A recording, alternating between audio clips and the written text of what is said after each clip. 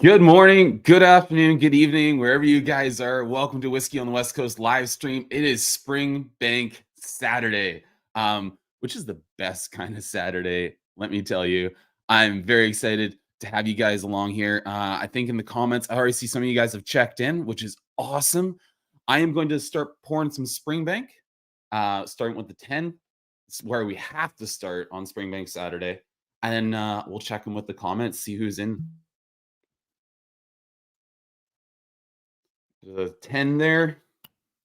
This Springbank 10 has been with me through some trials and tribulations, but it is a beautiful bottle. I've enjoyed it thoroughly. All right, Springbank Saturday. Donner Pass, you're first, buddy. Happy Springbank Saturday. Raise this glass, take the first sip to you, Donner Pass.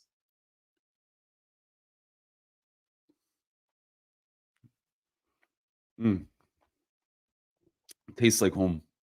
That's home base. That's beautiful stuff.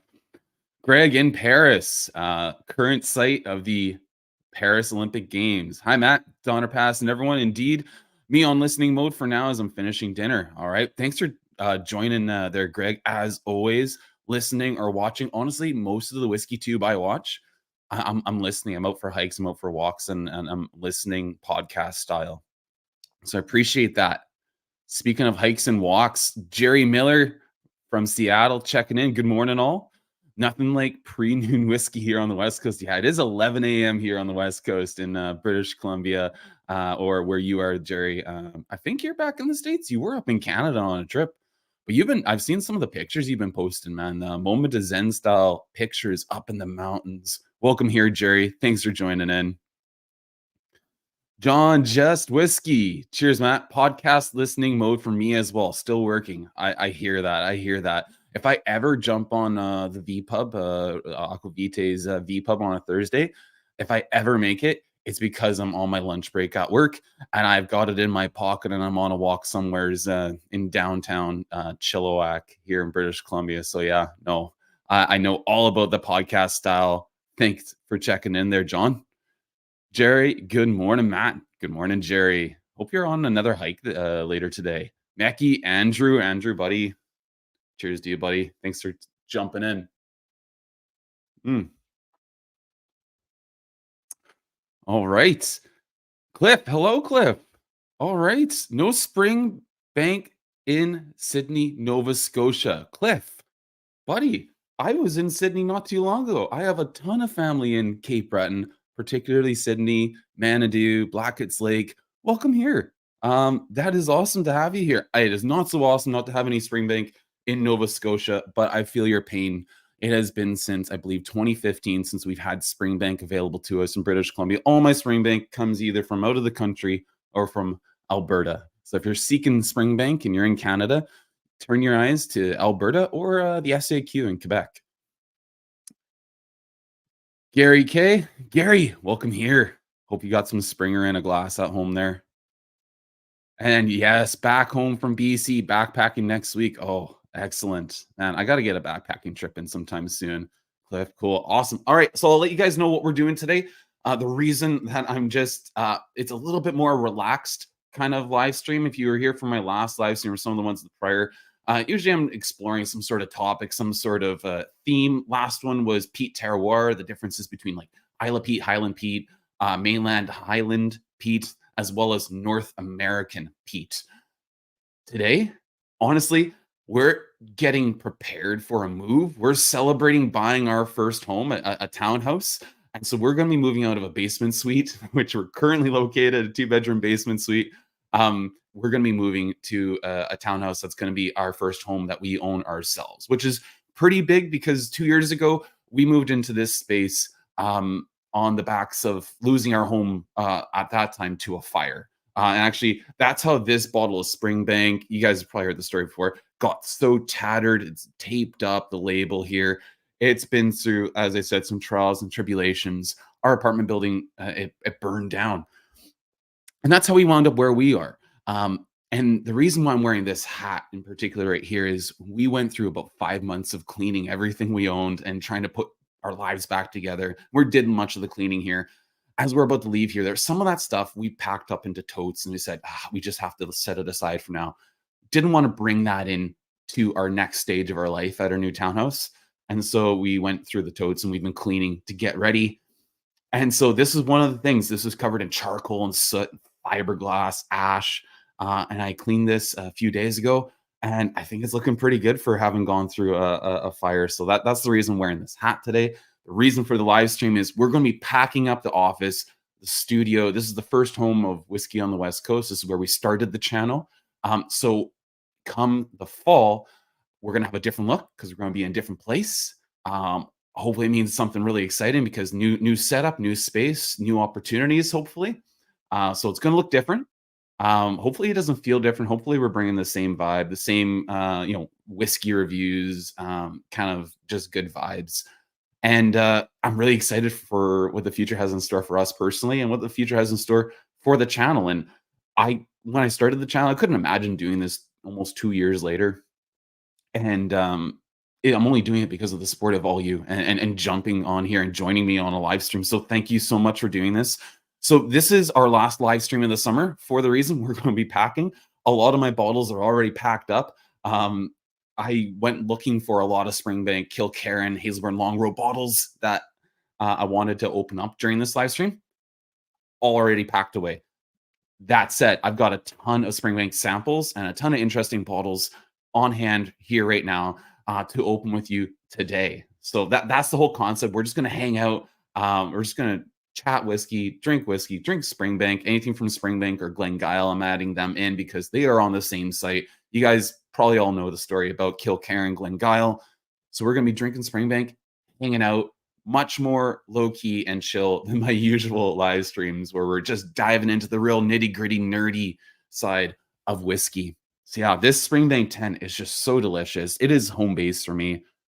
Those like melon and guava notes, the industrial sort of flinty notes on the nose, juicy, verging on tropical at times.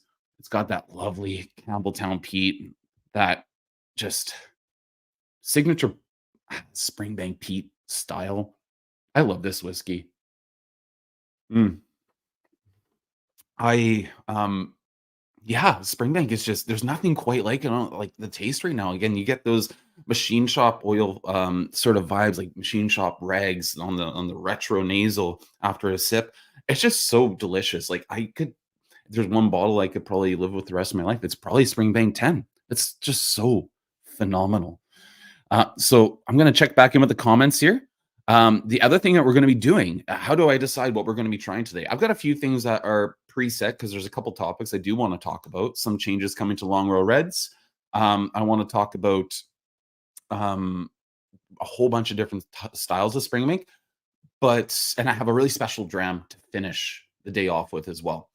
But in the middle of all that, we're going to be leaving our selection up to chance. We have a wheel of Springbank selections that we're going to actually have chosen at random. So I like a little bit of chaos. It's going to keep me on my toes.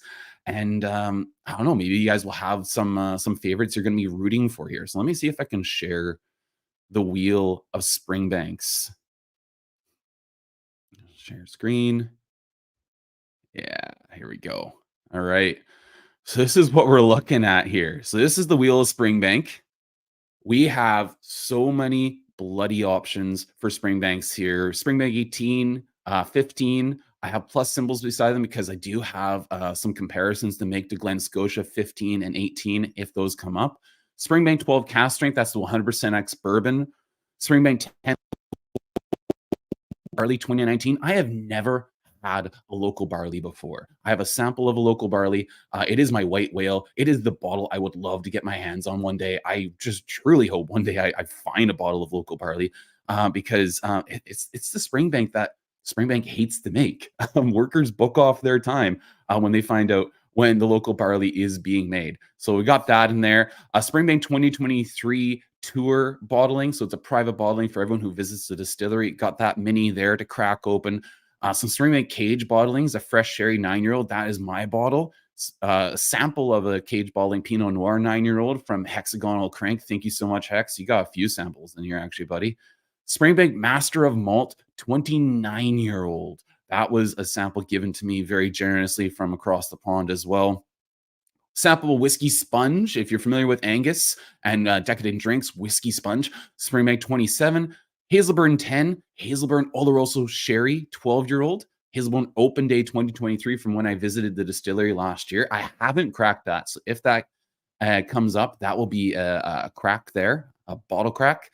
Hazelburn First Edition 8-year-old from 2005. So that is actually the first release, limited release. I found a bottle of it unopened at a bar in British Columbia. They wouldn't sell me the bottle, so I actually snuck a sample of it out of the bar. 8 years old, distilled in 1997. Longrow NAS, the typical Longrow. The Open Day release, similar to the Hazelburn Open Day from last year when I visited. Springbank Society Longrow 20-year-old. Similarly to that Hazelburn 8, Longrow Tokai Wood Series 10-year-old, bottled in 2005. It's 1995 distillate, possibly the Springbank I've ever had in my life. Weirdest or worst? I can't decide. Hopefully that one comes up. That'd be fun. Longrow Cage Bottle, Palo Cortado 9-year-old, again from Hex in Alberta. Kilkerran 12, Kilkerran 8 Sherry 2023, a sample of that. My bottle that was packed away, unfortunately already, but I did get a sample from Hexagonal Crank, again coming through big. Hazelburn, not Hazelburn, Kilkerran Heavily Peated Batch 4, Batch 7, and then the Kilkerran 2023 Tour Dram private bottling for distillery visitors. So these are the options that will come up in the middle of our time here on Springbank Saturday. That is going to be fun. I'm excited for the chaos, guys. Yeah, really excited to see what comes up here. All right, back to the comments. Donner Pass. You have a Campbelltown lock open. We'll have some soon. I love the Campbelltown lock. If that was available in Canada, honestly, I would perma-shelf that bottle right away. And the batch variation keeps it interesting every time. Yeah, I wonder, what do you pay for that? Are you buying out of California? I believe California or Oregon. Yeah, hopefully you get a good price for that on the west coast of the United States. There, I have lots of Springbank. Feel lucky. Yeah. Oh, we anybody who has it in our on our shelf here, I'd say is lucky. Gary.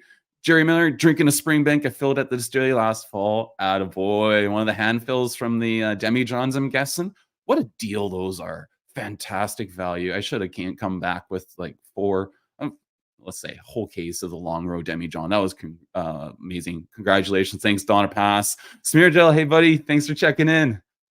Glad to have you here on the live stream. Oh, Greg in Calgary, Watchman 999. Doesn't Ben Romick count as Springbank? Springbank is Speyside. Are people tired of people saying that on WhiskyTube or on Reddit and whiskey reviews?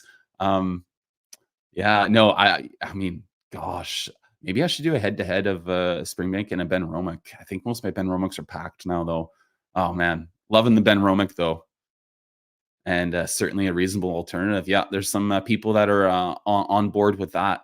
Smeargel, I would imagine that Springbank 10 is going to taste way more lighter than you have had it above the label. At least that happened with my bottle. It was tasty, but felt much lighter at that level of fill. Yeah, I find that, I mean, honestly, I should have killed this bottle quite a long time ago. I might be a little bit sentimental because, you know, this has some stories attached to it.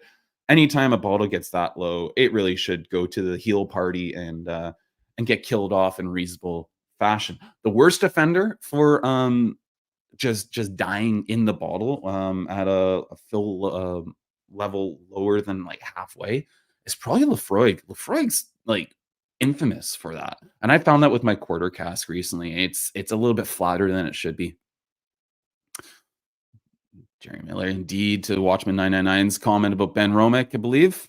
All right, Cliff Lowy, he's making us all jealous. Oh my gosh, I'm sorry, guys. Well, I'm sorry, not sorry. I just wanted to hang out and drink Springbank with you guys, celebrate, and kind of send the channel off into its next era, its next journey, whatever that's going to be. Donner Pass Springbank 10 is the only thing I will be buying at this point. Everything else is just way too much. Man, luckily it's fantastic. Yeah, that is the real thing about Springbank 10. It is like it's home base. It shouldn't ever cost you too much. I know prices in the United States are a little rough on Springbank 10. They can be in Canada too, but in Alberta, luckily, you can still get it every once in a while for 115 to $130. If they're charging any more than that, I'd probably just not bother. But man, oh man, it's beautiful. Mm. When we catch up to the comments here, we will go ahead and do our first spin of the Wheel of Chaos, the Wheel of Springbank. Gary K, my last purchase was a splurge to 2023 Longrow 21. That is a big bottle. I did get to try the Longrow 21. I did thoroughly enjoy it. Yeah, that is a beefy bottle, both in price tag and in the palette. Yeah, I'm sure you're enjoying that Longrow 21 if you've got it open already there, Gary. Nice. Sugar Kitty's checking in. Meow, meow back. Thanks for joining in, Sugar Kitty. All right. And man, Sugar Kitty's so good for this. Everyone remember to lick the leg and like the lick. Tastes expensive, but really good. Is it worth it? You choose. Hashtag Springbank. Yeah, no, it's pricey, but man, I'm so content when I'm drinking Springbank. I don't really want for much more. I do love to do comparisons, like was suggested earlier with Ben Romick, a Ben Romick cast strength versus a Springbank 12 cast strength. That should be a video in the future because I mean, those were two of my finalists for Whiskey of the Year last year. The Springbank 12 cast strength, 100% ex bourbon took it.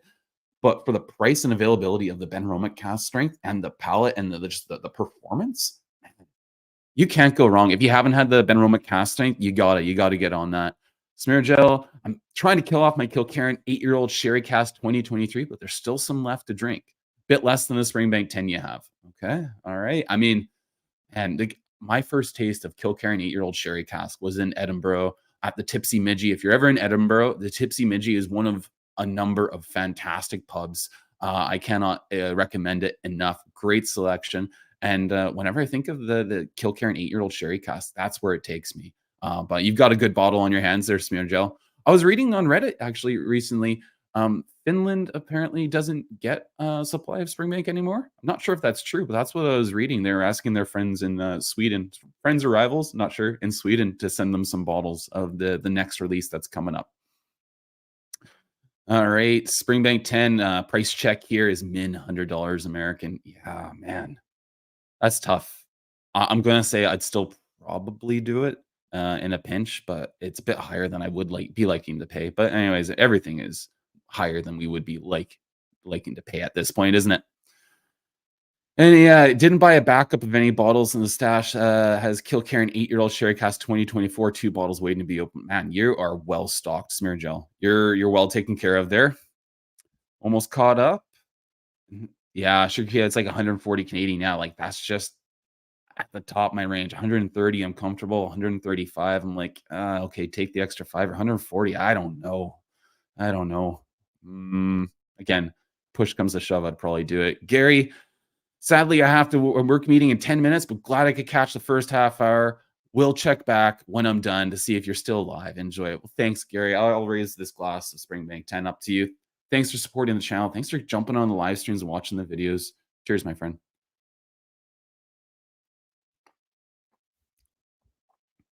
All right, Jerry, price check here. 165 Springbank 10 out the door, Total Wine in Seattle, if it's in stock. And of course, you have those horrendous Washington. Oh, actually, you're already including the Washington state taxes in that, aren't you? 20%, if I'm not mistaken. Man, that's a rough tax system you got in Washington state. I'd say probably the worst in North America for purchasing liquor. Ooh, yeah, I'm not in on that, Jerry. I'm leaving that on the shelf, sadly. And then Smear Gel, Finland isn't getting any Springbank bottles at all. I think you remember Sweden getting some, and perhaps they aren't getting any more. Oh boy. Oh man, I feel like if you're in Europe, a lot of what you're getting is you are getting your bottles probably from the Netherlands or Germany or elsewhere. Oh boy. And Greg, last comment before we spin the wheel of Springbank. Hi again, Matt. Everyone, I missed back in the chat. J.A. Mitchell products wise got Springbank 16 Springbanks, 3 Hazelburns, 3 Longrows, and 2 Kilkerrans, plus early version of the Campbelltown Lock when it was a BW. Man, those early versions, I actually really love the labels on those early versions too. There's something about them, just like old school look, old school feel. and when it was a blended whiskey instead of a blended malt. Interesting. I'm not sure which one actually would be the preferred palette, but I love the look of the old bottles. I'll tell you that right now. All right, I'm going to share my screen here. We're going to find out what we're cracking first. Hopefully, the wheel of Springbank doesn't bring us some chaos with, say, Longrow right off the top. But let's find out. All right, wheel of names. Sharing the screen. All right, 3, 2, 1. Let's go. Oh, what's it going to be? Okay. Whiskey Sponge. Oh my word. Oh my word. Okay, Whiskey Sponge, Springbank, 27-year-old. Let me grab that here and return to the stream. Okay. So if you guys aren't familiar with Whiskey Sponge, independent bottler in Scotland, Decadent Drinks is actually the company behind them. And if you're familiar with Whiskey Sponge blog, Angus McRailed, one of the funniest guys in whiskey, has a background in, well, he worked at the Ardbeg Distillery for a time. He is most associated with his work with auctions and basically assessing bottles and just amazing tastings, old and rare stock. He's also actually probably the first thing I think of when I think of Angus outside of Whiskey Sponge is Whiskey Fun. He co-writes on the blog with Serge Valentine. So yeah, Angus, he's got a tremendous palate. His notes are very esoteric and hilarious, and I really appreciate all he does. Springbank, 27-year-old from Whiskey Sponge. Let me dig out that bottle.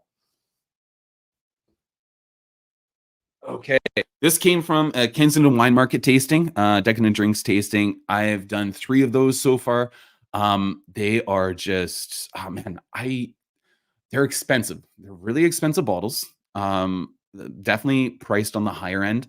However, I haven't had a dud. I have not had a dud. This is what the bottle looks like here. You're probably not going to be able to see much from that. I'll tell you the bare minimum details. I'll see if I can bring up the whiskey base page as well. Springbank, 27-year-old whiskey sponge, 47% ABV. This is a half-ounce sample, so there's not much. So this is going to be it for the whiskey sponge. Let me grab a glass. I'm going to grab a Capita in this case.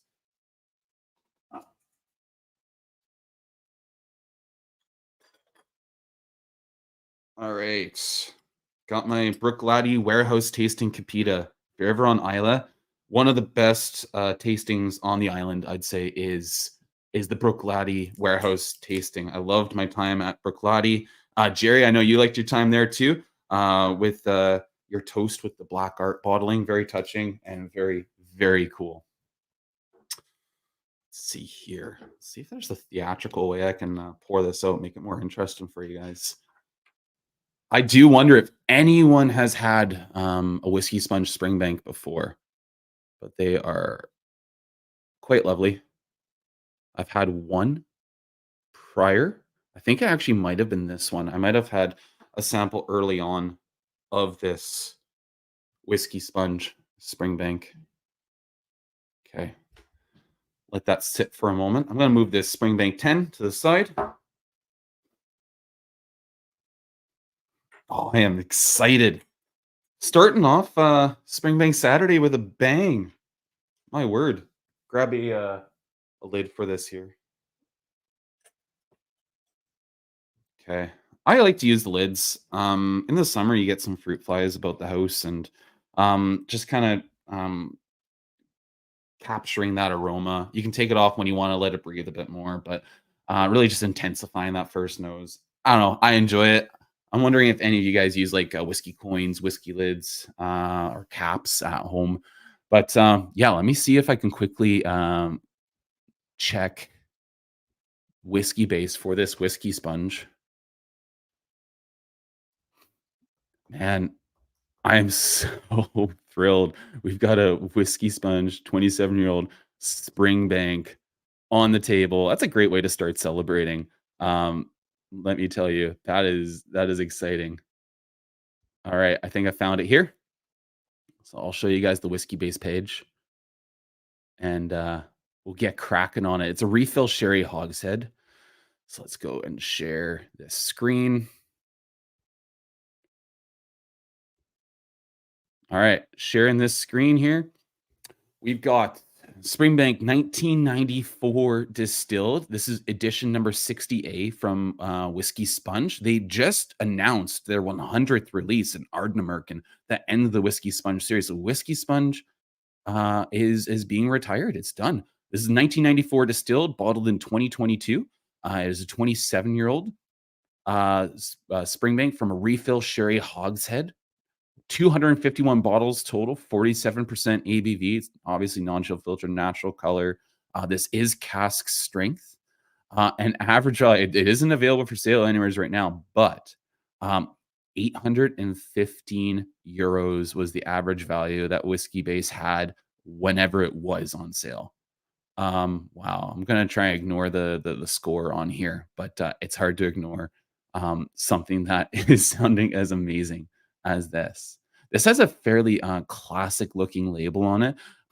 Whiskey Sponge and Decadent Drinks bottles are like known for their crazy, comical, and really just like fascinating choice of labels. I really love their Old Orkney. That's a pretty cool range they've got going on there. Check in with the comments here, see if we can see what you guys think going into this Whiskey Sponge. All right.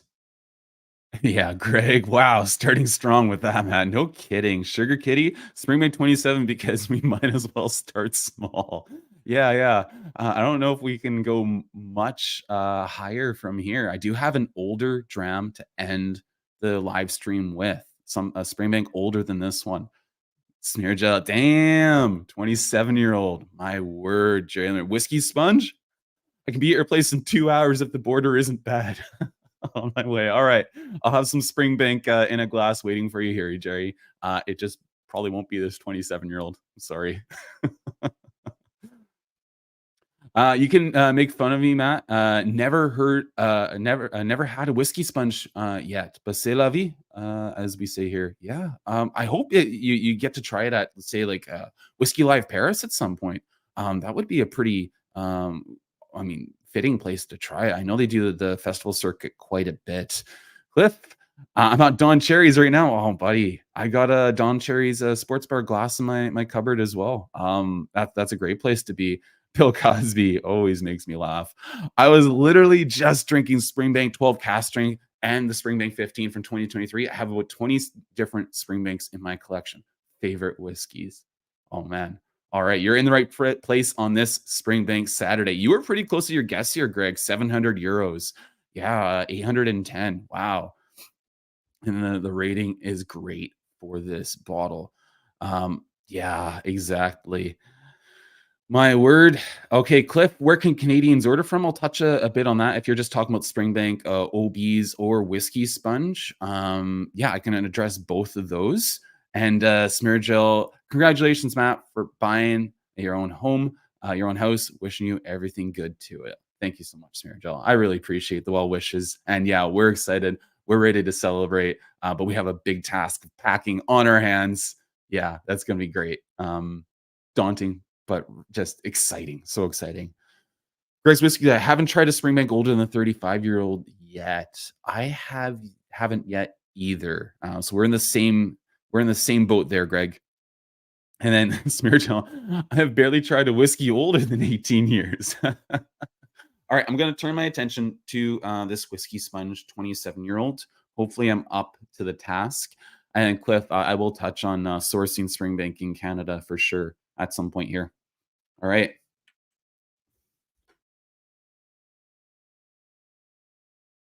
Oh, wow. Soft and subtle at first. Apples, pears, orchard fruits. A bit of like, okay, it started soft and then it just came up with explosive tropical fruits. True tropical medley here, like pineapple, full on guava. Like this is juicy. And yet there is that industrial note that strings it like that cuts right through that tells you no, this is There's something robust and heavy to this. This isn't just fruit cocktail. This isn't just, you know, Five Alive or Hawaiian Punch, which I do get notes like that on here. This is juicy, but there's an earthiness in the background. And there is what I would suggest is like the effects of just oxidative aging. There's nothing sharp about this, which you wouldn't expect there to be anything sharp about this at this age. Gentle. Oh, there might even be a black cherry note in there too. A little bit surprised by that. Was it? I think they said this is a refill hogshead, um, for cask type. Refill sherry hogshead, and it's gone so tropical. But that's probably where that cherry note is coming from, is those sherry notes. Yeah, black cherry on there. Man, this is a dram that probably should have 25, 30 minutes in the glass to open up. I'm gonna take a few shots at it on the palate, early on here, but, we won't, daddle too long. We'll definitely return to it once it's had more time to open up. Yeah, it's still unraveling here, like, getting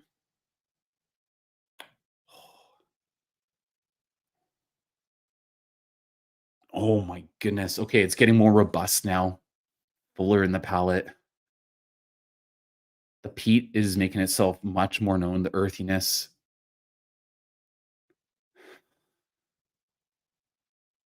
But this is a fruit bomb. This is a total fruit bomb, which I mean, that's one of the things I loved about that Springbank 12 cast strength 100% ex bourbon, which by the way, I do believe the new Springbank 12 cast strength that's being released is also 100% ex bourbon. I love that they've gone back to that.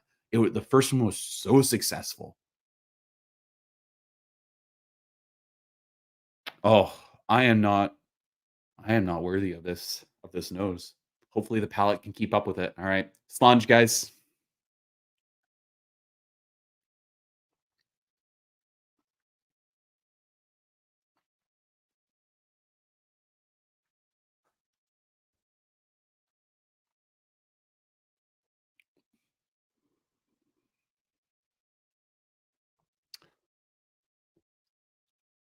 Whoa. Whoa.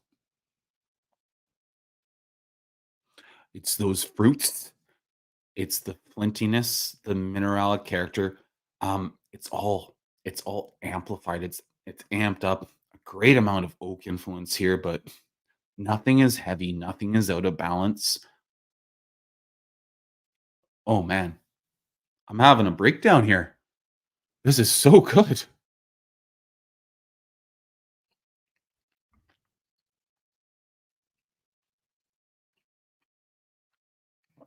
It's got like those really interesting notes too, where oh,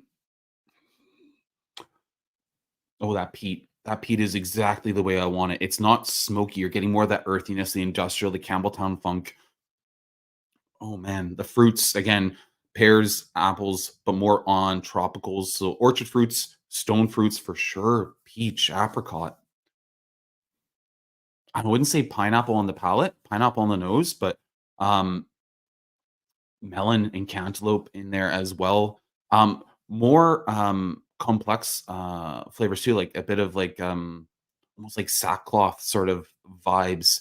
Something a bit more rustic, almost I wouldn't say farmy because farmy doesn't do it justice. It's more refined than farmy, but wow. Wow. One more sip.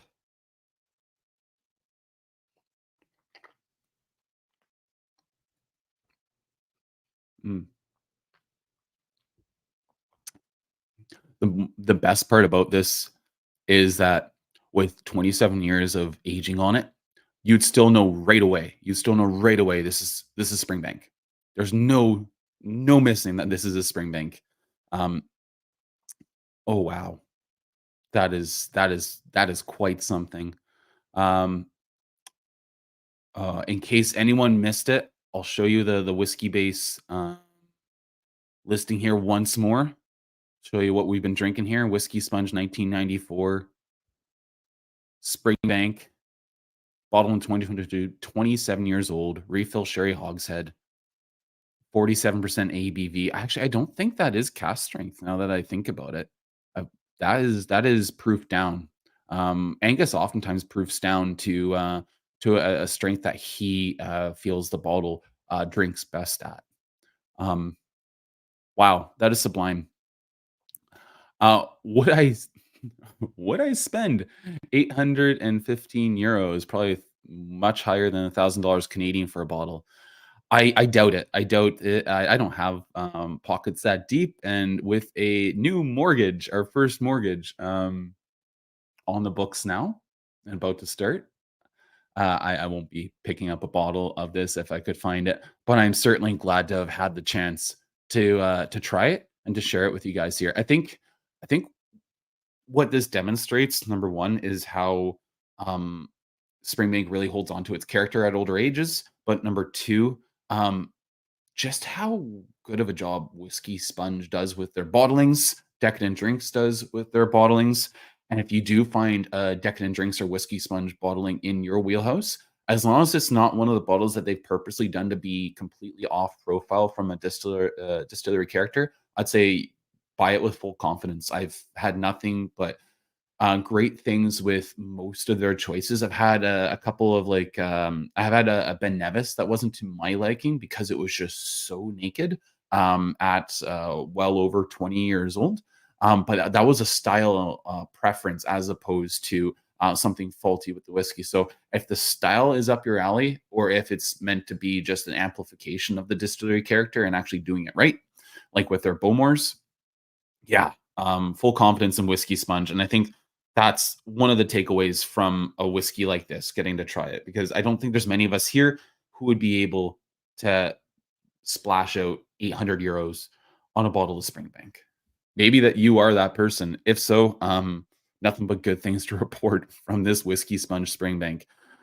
Checking in with the chat, Greg, haven't bought the expensive tickets that give access to the level where Whiskey Sponge will have a stand, Matt, but might have access to it the second day I go. We'll see. Okay. All right. So there's hope. There's hope. I wonder how expensive those tickets do get. Smear gel. Oldest I've tried is Brookladdy's Black Art. Don't remember which one, but those are mostly over 20. Yeah. Except for the very early ones. I think there was a 19-year-old. Most recent one, the 11.1, is 24 years old, and that's actually an interesting one. I'll be reviewing that at some point. I've got a sample. Um, the really cool part about that 11.1 is I understand it. It's not pre-closure Brookladdy like all the other Black Art releases. It's not Renaissance Brookladdy after they reopened. My understanding is that 11.1 is made of whiskey from during the closure, when the distillery was on life support. But we'll talk about that in a review when I get around to it. Um, Hopefully, I can do that as part of my. I'm recording some videos to kind of slow trickle and release um, during the time we're moving. Maybe that Brooklighted Black Art will be one of them. That'd be a cool one to review for you guys. If not, that'll be coming in the fall. Greg, so basically, if this 27-year-old is good, spend 30 minutes on the nose, 30 on the 30 others on the palate. Yeah. Several of them, yeah, I was told, but haven't had one to my liking yet. Yeah, the cask selection on those black arts is very heavy on the wine casks. So I'm not sure, and it's heavy on the oak too. So they're not the I wouldn't say they're the most complex whiskeys or the most refined. I do enjoy them, but as you know, Greg, that's because I'm a laddie boy. Bokazi, I also have quite a few Kilkerrans in my collection. I highly suggest the Kilkerran 16. It's more delicate than the 12, but way more fruity, and they tend to sit on shelves where I am. Okay, great call. I will say that on a Patreon video, I did have a Kilkerran 16 2023 sample in a range of Springbanks, including, I believe it was either the Springbank 10PX or the Springbank Palo Cortado. I think it was Palo Cortado, actually. Spoilers, the Kilkerran 16 by far the winner in that range. It was my favorite dram. Um, immediately it made me stop and go, "Where can I find this? How can I source it?" It was sold out in my area, but I got lucky and got a bottle on the ballot for that tasting, through Kensington Wine Market. If you're looking for Springbank, they, host virtual tastings where you get to try the whiskeys, and then once they host the tastings, you can then enter the ballot to purchase a bottle. Really fair and really great way to distribute the Springbank instead of just throwing them on a website and whoever's on gets them. 11 people salivating right now.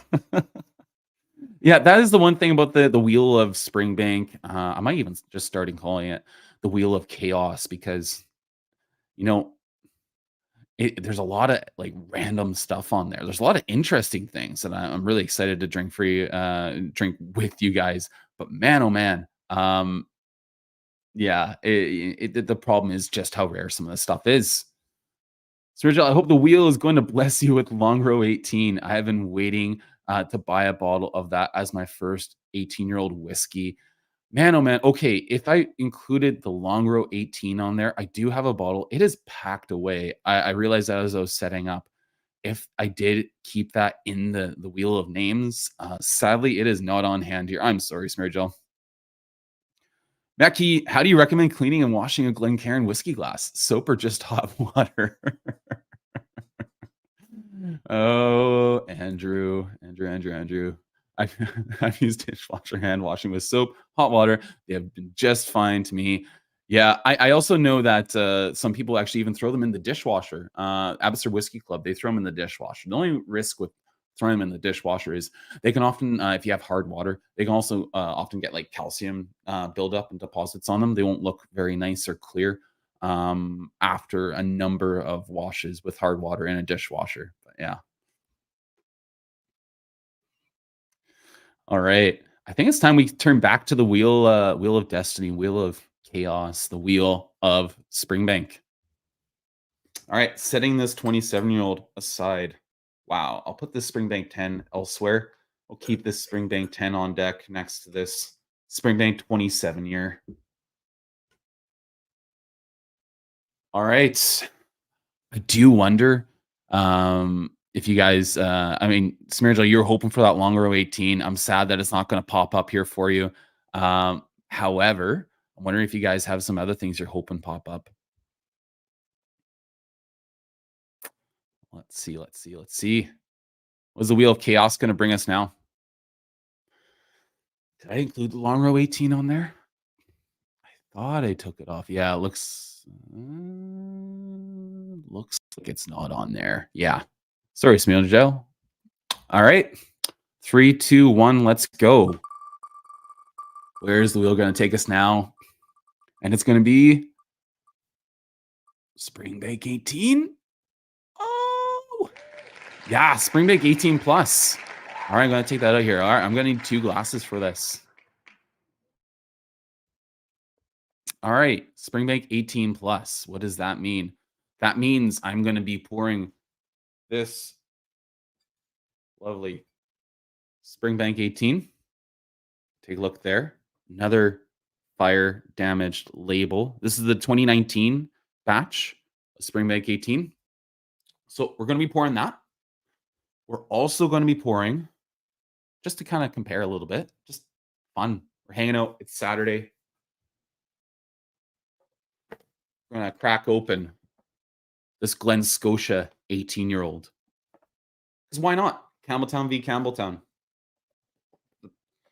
The Battle of the Wee Tune.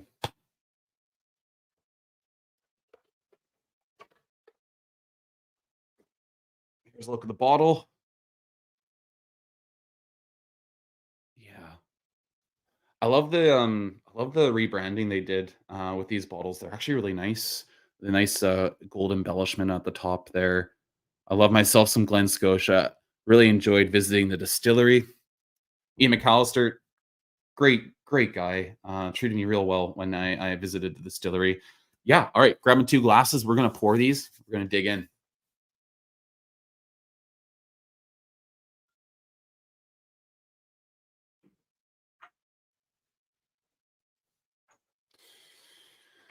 All right. You guys got any preferences if you've had both a Springbank 18 and a Glen Scotia 18?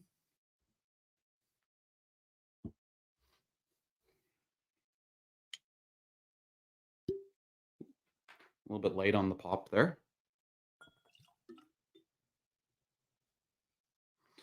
All right, put that one beside it.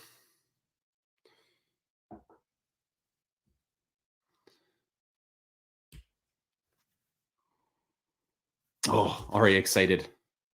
All right, gotta get the cap off this one here.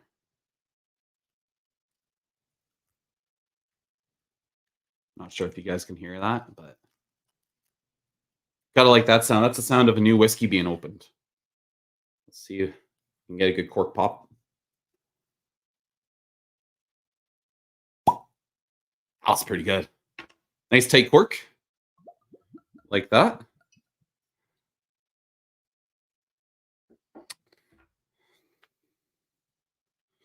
Okay. Right there. Let's get this set up here. A little more functionally. Coasters. Coasters are my friend. They help make it feel a little less noisy when putting down glasses. All right. Cover these up for a moment. See if you guys have any favorites in this battle of Glen Scotia 18 versus Glen Scotia versus Springbank 18.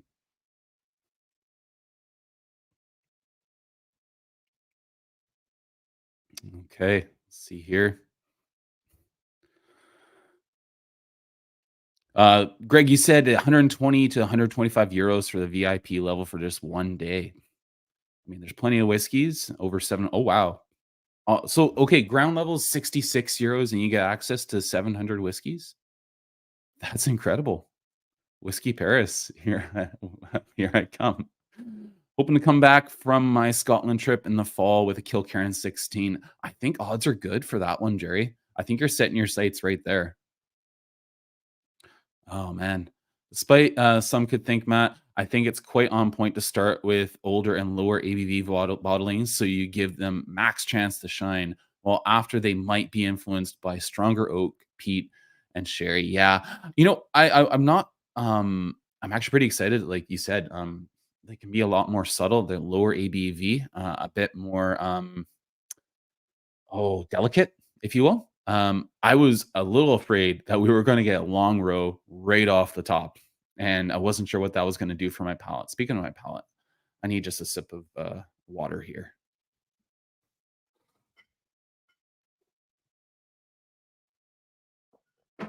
Hmm. Yeah. Sugar Kitty. I don't know that I'm jumping to spend $200 for a Kilkerran 16. There's a lot else I can get for that for less. And again, in Alberta, in Canada here, I think my Kilkerran 16 was 140 Canadian. Might have even been less. I think it might have been closer to 130. Um, you guys are in tough in the United States with your Springbank prices. We're in tough here because in BC, in Nova Scotia, in Ontario, you can't even buy it. Which is why we go to the whiskey promised land that is Alberta. No Longrow 18 cancels patrons.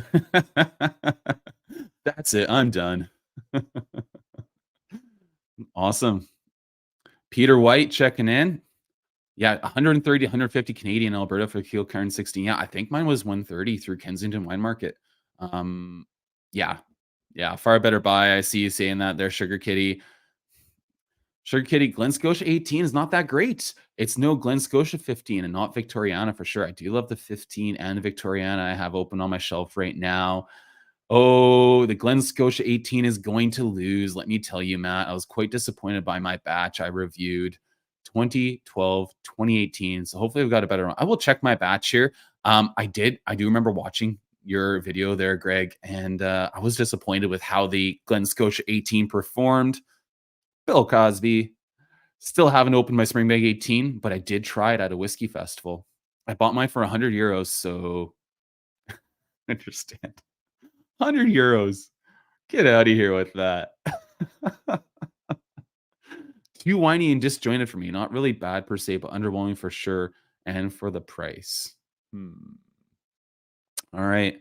And Smearja, I wish I could find Springbank 18 for around 200 euros, but it's going way over 300 euros, which is out of my spending budget. Yeah, I think back in the day, before the whiskey madness, that was, let's say 2022. That seemed to be the peak, the madness, in my markets here. 2022, 2023. Springbank 18. You used to be able to get it for I think 240 in Alberta, in 2021, which I'd say really reasonable for Canadian prices. Again, Canadian dollars less than the euro. It's less than the American dollar. Glen Scotia 18, you mean, not Springbank 18. Okay. And Jerry Miller is going to Campbelltown with a famous barfly, Peter Lee. Peter Lee, wow, barfly legend. A week before Isla, saving your luggage space. You know, when I traveled, if you guys watched my unpacking video, man, I had to buy an extra piece of luggage to to get by. There were so many bottles. Yeah. Jerry, you're gonna have a great time, man. You're gonna have a great time. All right. I'm gonna start with the Glen Scotia 18.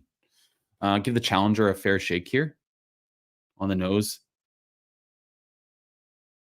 I feel like there's a good amount of bourbon in that bourbon cask, like poached pears, some nice barley malt, vanilla, toffee, butterscotch, maybe a touch coastal, bit of the salinity there, some lemon citrus. Hmm, it's clean. It's definitely a clean dram. Oh, there's the oak. There's the age. Hmm.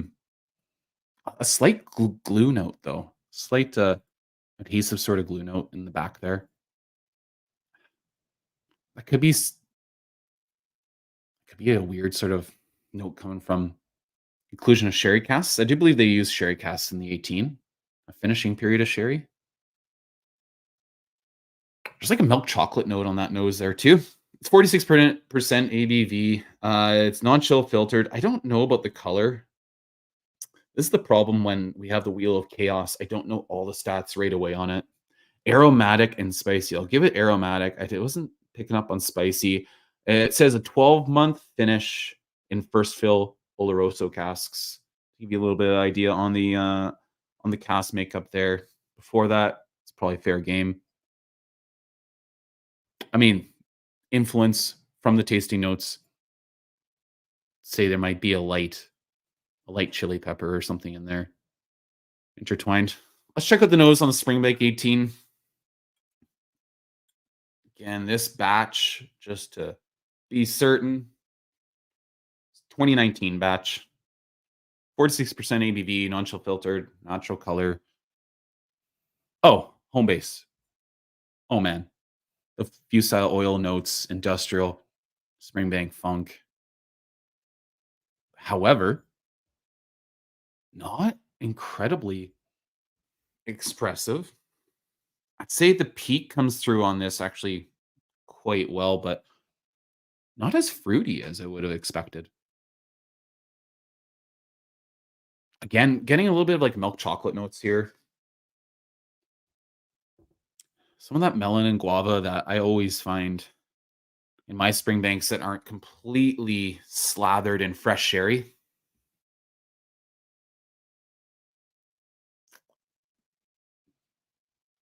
Hmm. Some lemon zest, which is interesting. Don't often get that from Springbank myself. Yeah, like a lemon lime thing going on actually. A little bit effervescent, a little bit almost bubbly. But yeah, going on the citrus a little bit there. Interesting. Interesting. I might have had those noses. I mean, there's peat on the Springbank, which is why I did the Glen Scotia first. Um, but those noses might have been a little bit maybe they should have been the other way around. Just I feel a little bit more oak on that nose, the Glen Scotia 18. All right. Greg's Whiskey Guide. The problem for 18-year-old for us in France is availability. Never managed to even see it on sale online. There are bottles, bots who apparently buy it second. It is online. Same for the 12 cast strength. Yeah. Yeah, that is the shame. All the ball. Yeah. Good call, Greg. Let me double check that here. So this is the 2023 release. 1306 2023 is the exact batch on this. So it's a bit more recent than the bottle you had on your table. Man, I'm struggling with my nose just a little bit because we have quite a lot of forest fire smoke in the air outside right now. And last night I was outside at an event called Whisky Smoke at Hastings Race Course in Vancouver. It's a horse race track, and it's cigars, it's whiskey. I wasn't smoking cigars, but I got a lot of secondhand smoke, and that I'm still feeling that a bit. That's for sure. All right, let's see here. Yeah, that's a lot more clean and approachable on the nose on the Glen Scotia. Let's hit the palate here. I think you're bang on with the cast makeup there. Thanks for the assist there, Greg. Refill bourbon and hogsheads, and then 12 months fresh fill sherry. Yeah, that makes total sense for me. Yeah, and you're bang on there, Smeargel. That Springbank 18 did survive the war zone as well, as you can see. It I mean, a roof collapsed on it. It was in a cupboard, but the label got water damaged. There wasn't a lot of smoke that came into the unit, I don't think, like, not as much as you would imagine to smoke taint a whiskey. Um, but the labels, the boxes, this, I believe, was actually still in a box. The box, burned up on entry, if you will. It didn't burn, it got soggy and it was, I had to throw it out. But yeah,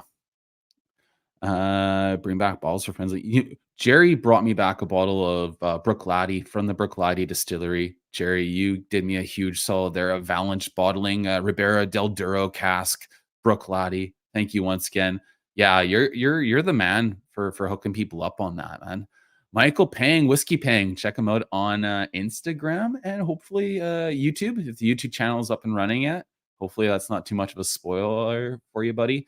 Springbank 18, the infamous bottle that survived. Yes. Yes. All hail the bottles that survive. Okay. On the palate, Glen Scotia 18.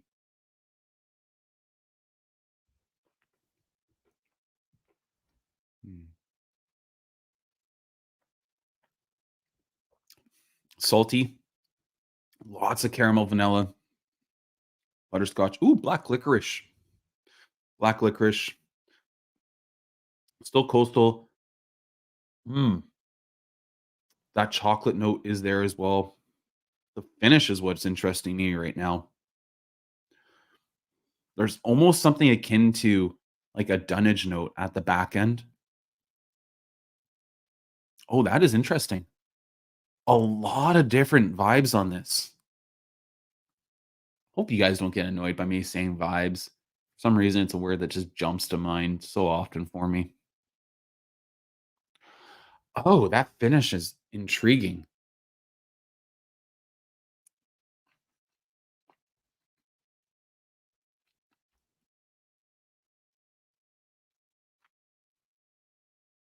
Mm, like tiramisu on the palate. Really, quite a quite a dessert dram here. Way more on the dessert flavors. Way on the hmm, rich dessert tones. And way more on the grain, on cereal notes, on the barley. Again, that black licorice and going into this musty, heavier, almost dunnage tone. Some a little bit of tea notes actually at the back here. So a bit of that oak tannin coming through. Really interesting. I'm gonna hazard a guess that this bottle has picked up in quality um, from earlier batches. This 2023 is actually coming in pretty strong. And this is first crack, bottle crack, neck pour, all that. If you subscribe to neck pour, science be damned. Um, Interesting. Okay. I am gonna have fun unpacking that and trying that next to say Glen Scotia 15. Glad your whiskeys were saved, Matt. Yeah, thanks, Greg. We lost a few, but certainly not the most important things that we lost and not the most important things saved. All right here. Ah, yes, Chancey. Canada Customs generally not a nice crew at that border. When I arrived in Calgary, post whiskey trip, they were pretty gracious with me. I came back with, I think, if you included like the small half bottles or 200 ml bottles, I think I had something like 27 bottles on me. I was more than a few liters over my limit, and they waved me through. I was just upfront and honest with them, told them exactly how much I had, and they said hadn't how they asked me where I actually had traveled to. I said Scotland, and as soon as I said I went to Scotland, they're like, "Okay, carry on." Yeah. And Glen Scotia 18, alas, a bottle that is not going to get down soon. I'm afraid. I just don't feel like I'm drinking it most of the time. While I have to restrain myself for the others. Yeah, that's a great way to tell, like, how quickly you are drinking down a whiskey. For me, it's tough. Sometimes I get a little precious with the whiskeys I really love. I don't drink down whiskeys like, oh, okay. Side note here.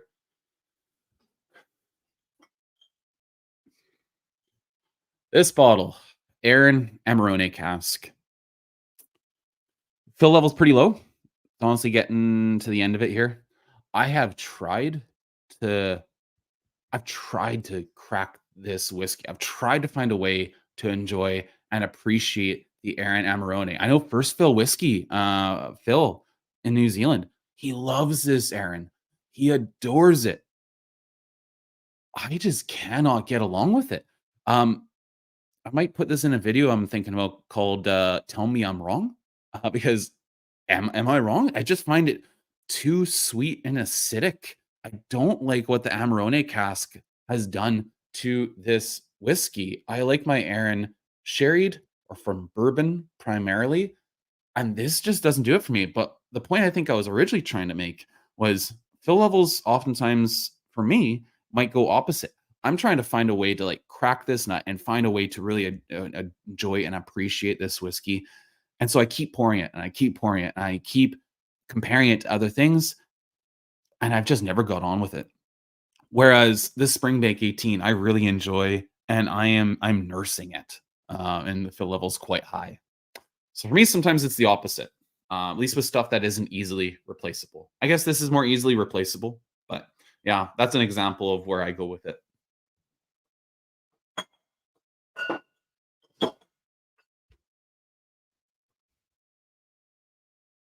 Okay, Greg. Oh, come on. Comment section on StreamYard sometimes is a little clunky. Glad if your bottle is better, Matt. Yeah, I think it is generally a bit better. What's more, the price on this Glen Scotia in Canada has been pretty generous.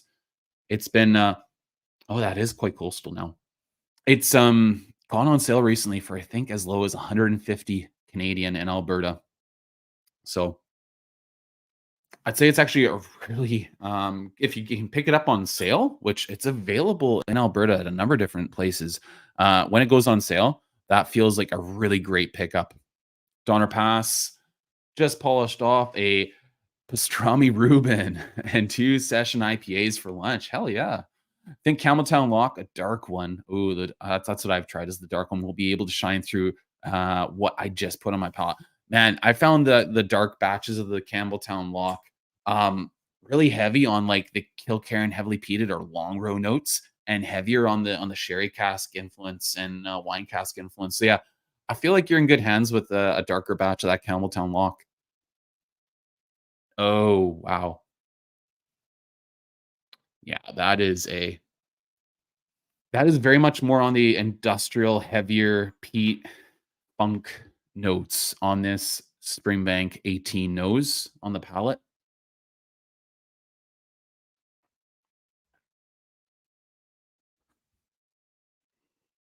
Mm.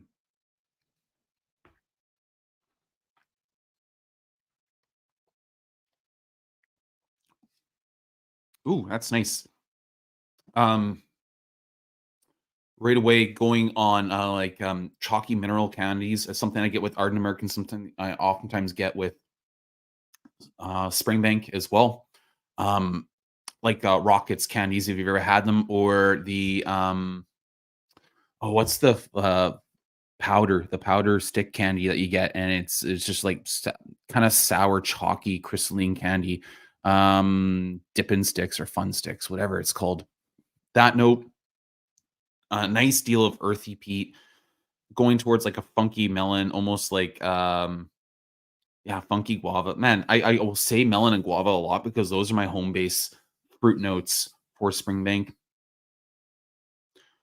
Earthiness on the finish right now, turning towards oak. I think that might be some of the impact of the age. I do wonder the cast makeup out here too, because I'm getting some chocolate tones still on this. I wonder if there's some port inclusion, maybe some sherry.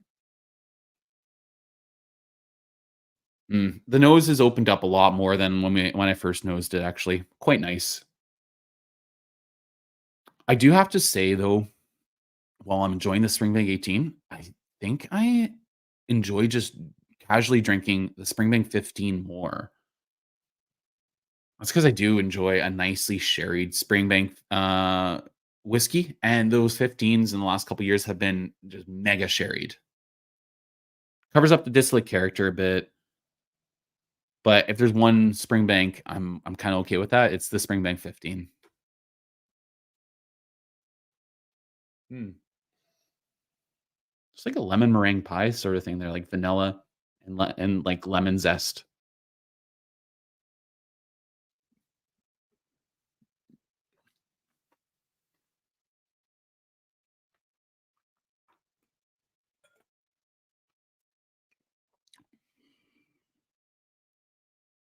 Mm, I love that the milk chocolate is having nice interplay with that peat, the light peat smoke,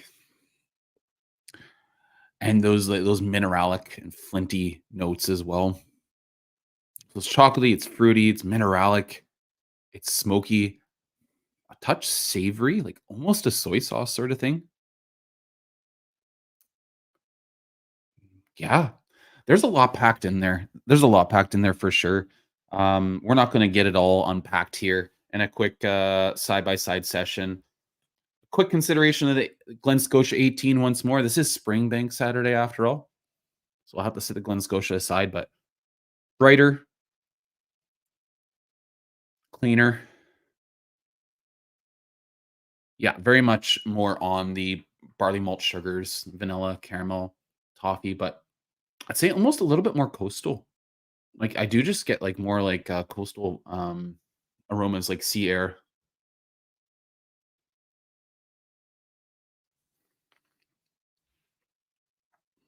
Mm.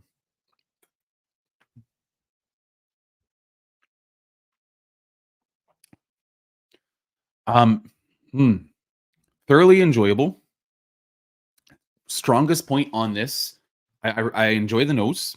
Um, it's a classic, like almost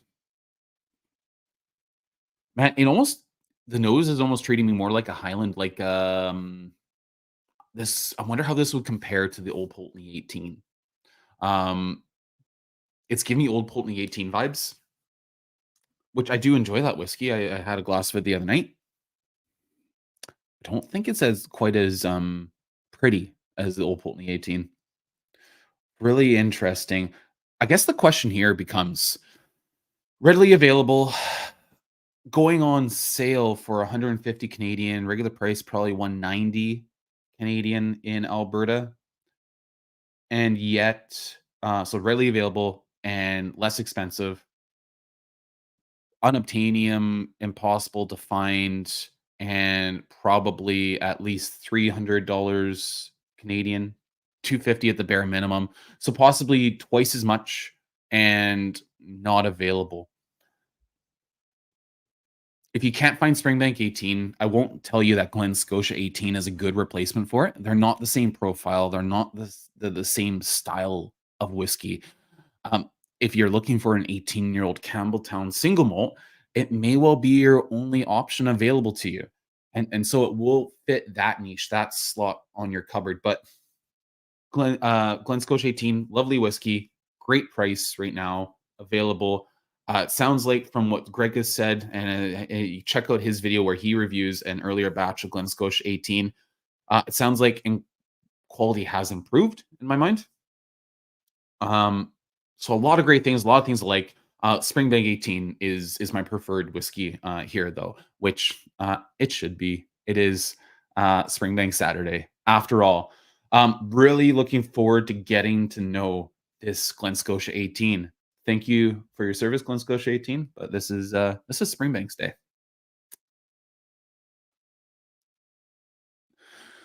All right, Donner Pass.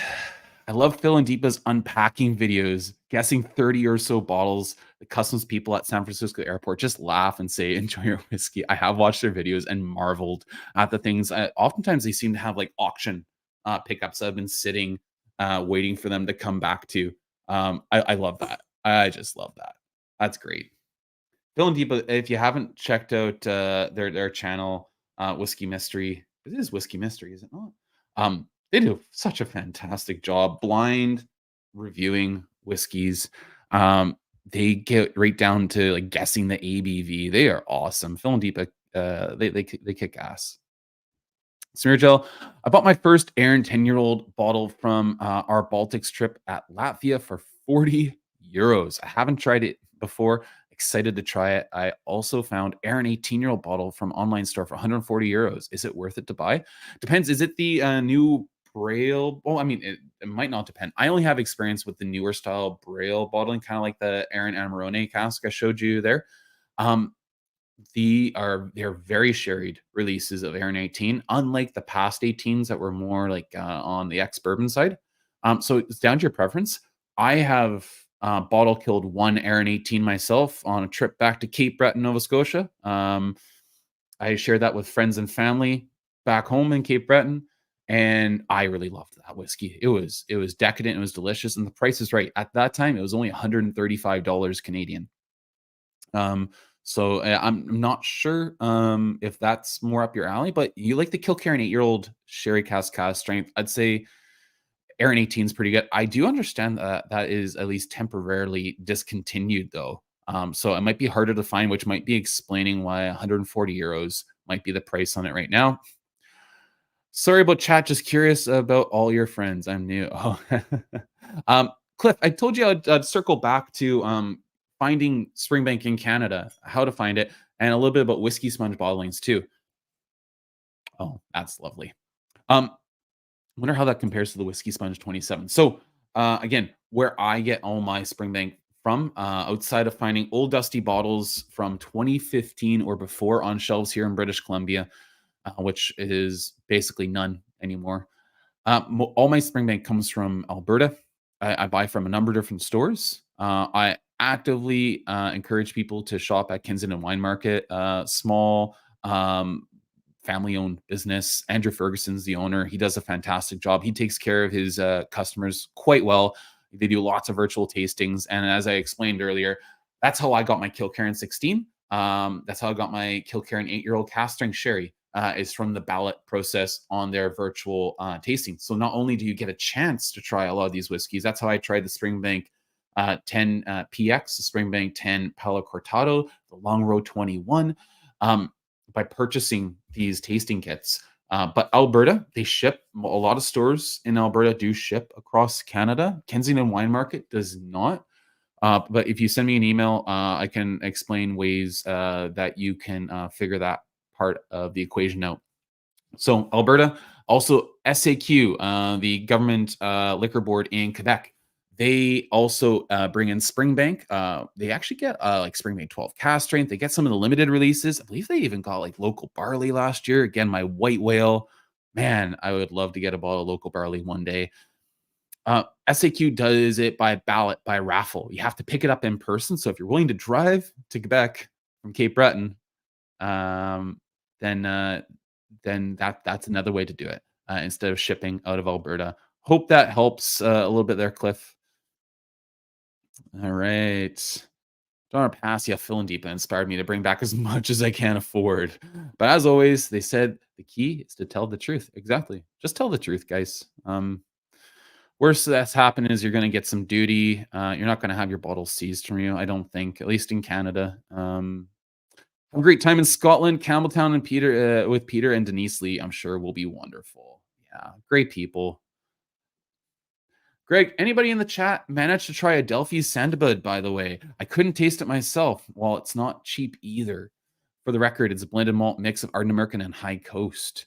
I might just have a sample of that in a kit here, Greg. So I haven't tried it yet, but I think I do have a sample of the Sandalwood. I'll double check that later. I honestly, I'm still kind of on and about the Glover releases, the blend of Longmore and Glengarry and Hanyu, the earlier ones. Man, yeah. Adelphi makes some really cool stuff. Man, oh man. Yeah, I wonder the nose on this Springbank 18 versus the Springbank 27-year-old whiskey sponge. The whiskey sponge is coming off way more chalky and rich right now. That is fascinating. Time in the glass. It's oh no, there. Moving it around just a little bit, coating the outside of glasses, bringing all those wonderful fruits back. Oh yeah, that's a fruit bomb. Yeah. Yeah, actually now, almost like a eucalyptus spearmint sort of vibe on the 18 compared to that fruit bomb of a 27-year-old. Um, kind of like honestly almost like a toothpaste nose in comparison. By itself, it does not give that vibe at all. The Springbank 18. However, next to that fruit bomb of a 27-year-old from Whiskey Sponge, yeah, it might lag a little bit behind. Ah, Sheldon, hey, am I late? Hey, Matt, I'm waiting, hoping to get the Sons of Vancouver release today, the new Palm Trees release. I was just talking to some of the Sons of Vancouver people last night about that. That one's really cool because I'm wondering what the fruity esters of like Jamaican rum are going to do to that rye whiskey. They're doing great stuff. I I've got this new mortgage thing. I shouldn't spend any more whiskey. So I've decided to sit that release launch out. Although I'd love to have a bottle of Sons of Vancouver. Sons of Vancouver, if you want to send one, you sent them to Whiskey Neighbor, to CY's Whiskey Wire, to Rob Whiskey in the Six. If you want to send one my way to review, I would be happy to because I have enjoyed your whiskey. Rolling Hills and the Morning Mist was a great little rye whiskey from an ex Isla cask. Yeah, Sons Bank. I hope you get the bottle there, Sheldon. Welcome here. Thanks for joining me on Springbank Saturday. If you're late, you might not know about the Wheel of Chaos, the Wheel of Springbanks that are deciding what we drink today. All right, buddy. Good luck. Hope you get the palm trees. Hmm. Pretty new to everything, but thank you. Cliff, if you're new to everything, that's a great place to be because you have an entire world of whiskey to discover. And I'm just excited for you. A lot of people who've been drinking whiskey for 10, 20, 30 years can become quite stuffy, quite opinionated, and quite tainted by their prior experiences. Um, you're constantly setting when you start off with whiskey, new bars for like, oh, that is the best thing I've ever tried. And after a while, you kind of get settle into a place where things feel less impressive than they were. And I think what's important is to change your palate up. Drink young whiskeys, drink old whiskeys, drink ex bourbon, drink sherry. Just get a feel for everything and an appreciation for everything. If you're drinking Springbank 27-year-old all the time, you're not going to appreciate it in the same way as if you also were drinking, let's say, Campbelltown Lock blended malt, which is a fantastic whiskey as well. And by drinking some of these things that are just more common fare, like a Ben Romick 10-year-old, another great whiskey, you appreciate these spectacular Springbank 27-year-old single casks even more. So yeah, I'm really excited for the whiskey journey you are embarking on. That is awesome. Jerry Miller, Peter and Denise, so nice, and his restaurant is great. I've seen so many pictures of the food at his restaurant. I gotta visit when I'm in Glasgow. Crazy whiskey mystery videos indeed. Yeah, Phil and Deepa. Man, I'm so jealous of what they are bringing back. They have some great finds. Did you find with Springbank 18 that it would benefit from a higher ABV? I think so. I think it's restrained. It's held back. 48.5, even 50% with this batch, the 2019. I think it would help. Yeah, because even at 47%, like the whiskey sponge, it just feels like there's a lot more there. The nose, I think, is a bit restrained. Maybe it could use a little bit of water, a few drops of water. I have yet to be, I've yet to find a knockout Springbank 18. I found knockout 12s. I found knockout 10s and knockout 15s. I've had 2 bottles of 18s. I've tried a couple of samples of other batches. The 18s, I'm not sure how strong they are typically. Still being a well-aged Springbank, really enjoyable. Wow. I mean, that's why as a celebration and as a way to just kind of um, have a final live stream of the summer before we move and pack up our lives and pack up the studio. Man, if I need an excuse to celebrate with whiskey, I'm gonna turn to Springbank. Absolutely. This is probably a good time to turn to the wheel of chaos, wheel of Springbank once again. Let's see what we can find as our next whiskey. I do still have 2 whiskeys that we are absolutely turning to no matter what, including the oldest Springbank I have ever had or will ever have. Let's share this screen. Turn to the wheel of Springbank. All right. We went through the options earlier. A ton of really interesting options on here. So far, it's brought us that Whiskey Sponge 27 and the Springbank 18, which we compared to the Glen Scotia 18. What will it bring us next? I want something great. Let's go. Let's go. Longrow 20-year-old Springbank Society bottling. Okay, we are going to get stuck in some peat. I will remove that here. We'll dig out this sample. Turn to the comments as we're getting set up. All right. I don't even know the cast makeup on this one. Let's find out.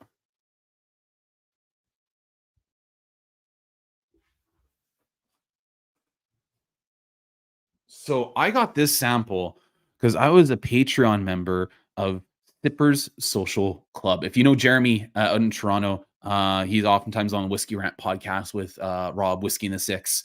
And I only actually stopped being a Patreon member because one of my credit cards was compromised and it got canceled, and my membership got canceled at that time. But I won this sample from Jeremy in a bit of a lottery he does. It's a Springbank Society bottling 20-year-old 47.9% ABV 20-year-old Longrow. See if I can find the whiskey base entry for this one, much like we did with that whiskey sponge Springbank. I am excited. 20-year-old Longrow. I have had the Longrow 21. I have not had anything older, I think, in Longrow. Springbank Society bottling. Let's see if I can find the whiskey base. 47.9%. Yeah, this is the one. Give us some specs on it here. All right, I'm going to share my screen and show you guys what we're dealing with here.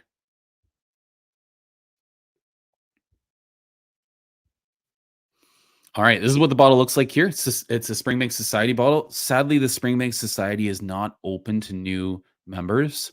I delayed on joining the society and have been shut out of the society, as it were, because again, there's just too many people who want their hands on Springbank. That's what it looks like. Specs on this bottling, uh, distilled 2001, bottled in 2022. It's 20 years old. They used 6 refill bourbon barrels to make up the vatting for 1,488 bottles, 47.9% ABV. Wow. Apparently, you can buy it on the whiskey-based market, average value 400 pounds. Yikes. Hmm. Get it a little bit cheaper than that, 310 euros. But, yeah, that's what it looks like. Again, that's what the bottle looks like there. I'll get this in a glass, and this is actually gonna be pretty perfect because the next bottle I had kind of chosen to pour at some point was also gonna be a Longrow. So we'll get this one poured and start off with this.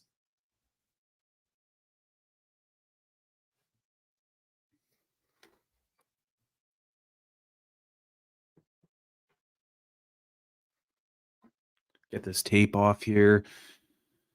Let's see here. Greg talking to John, just whiskey. There you go. I think so. Based on a few I've tried, well said, 50 to 52% would be good. Yeah, no, that was a great pickup there, John. It could definitely use with a bit of an ABV pickup for the Springbank 18.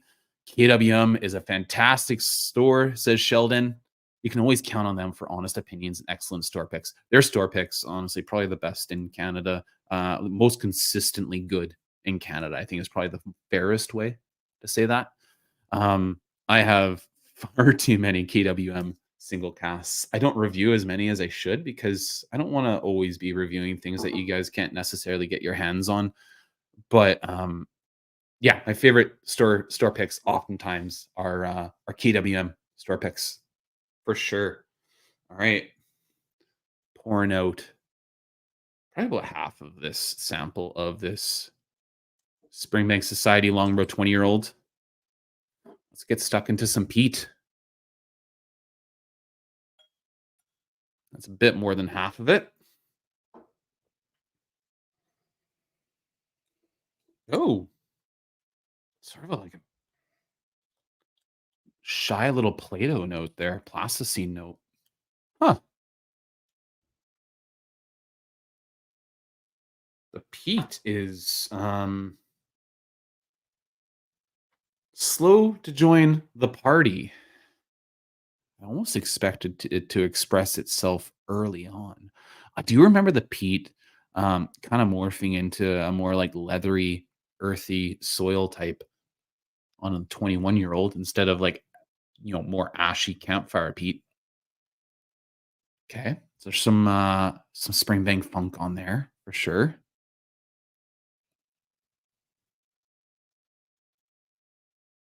Like a for fruit, maybe like a nectarine note. Hmm. Yeah, some like stone fruit. It's very shy, very mild nose. I mean, it's 20 years old. It hasn't had a chance to open up at all because we're flying by the seat of our pants here.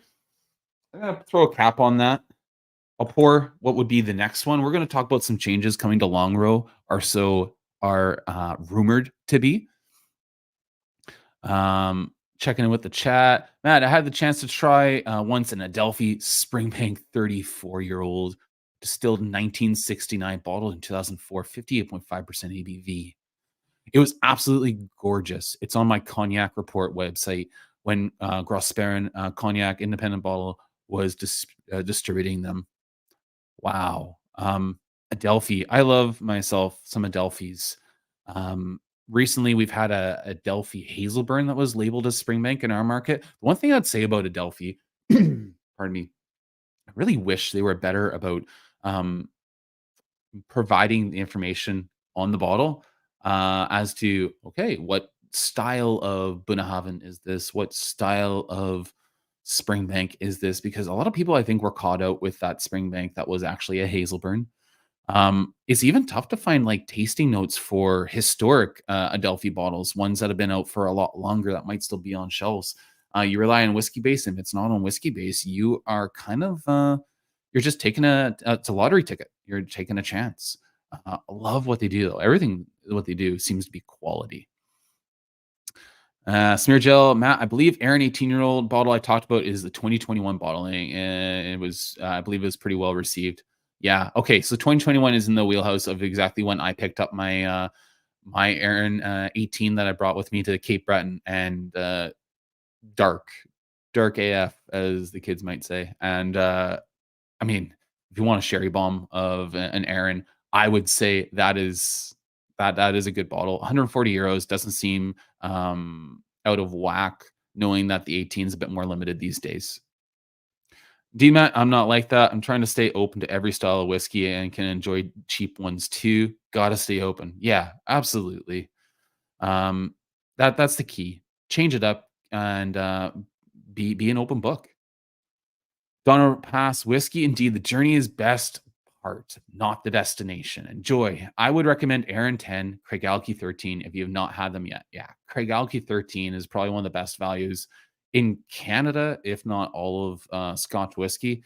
Oftentimes, you can get it for as low as $50 Canadian from Alberta. In BC, you can get it for about $80 Canadian. It's such a lovely whiskey. One of my favorites, one of my go tos. Haven't tried a lot of Springbank 18 batches, but I noticed some of the biggest differences I've seen were in the batches of Longrow 18. Quite spectacular.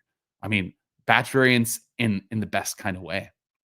Smear Joe, what is that Gordon MacPhail bottling there at back shelf? It seems unopened to me. Let's see this one right here. Let me take a look. That one is a Kalila 2008. I believe it's a 14-year-old Kalila. I think beside it is also a 12-year-old Strath Isla. I have a few Gordon MacPhail whiskeys, as they are my favorite independent bottler. We will have to crack that open sometime soon. They do lovely stuff. I love their cask program as well. As Especially with I believe their sherry casks, they have thicker oak staves, and it means that we can get those hyper aged, extremely old, yet still high ABV and high cask fill Gordon MacPhail single malts. Yeah, really, really cool stuff. So the other Longrow I was going to be pouring here is the Longrow 15-year-old Pinot Noir. So Longrow Red 15 Pinot Noir cask.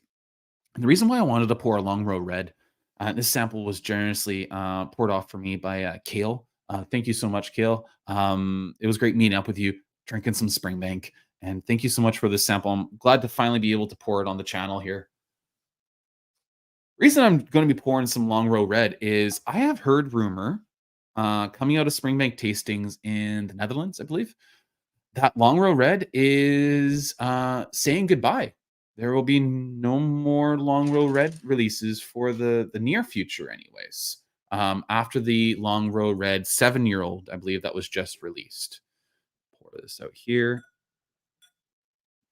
Not too much. So my understanding is that the next year, the release that would be replacing the Longrow Red is going to be a Longrow 100 proof. So it'd be British 100 proof, 57.1% ABV, and it'd be a vatting of casks, and they wouldn't be just restricted to a type of red wine cask in the Longrow Red series. You know, in Longrow Red, you got the Malbec, the Pinot Noir, Tawny Port, a whole bunch of different wine casks.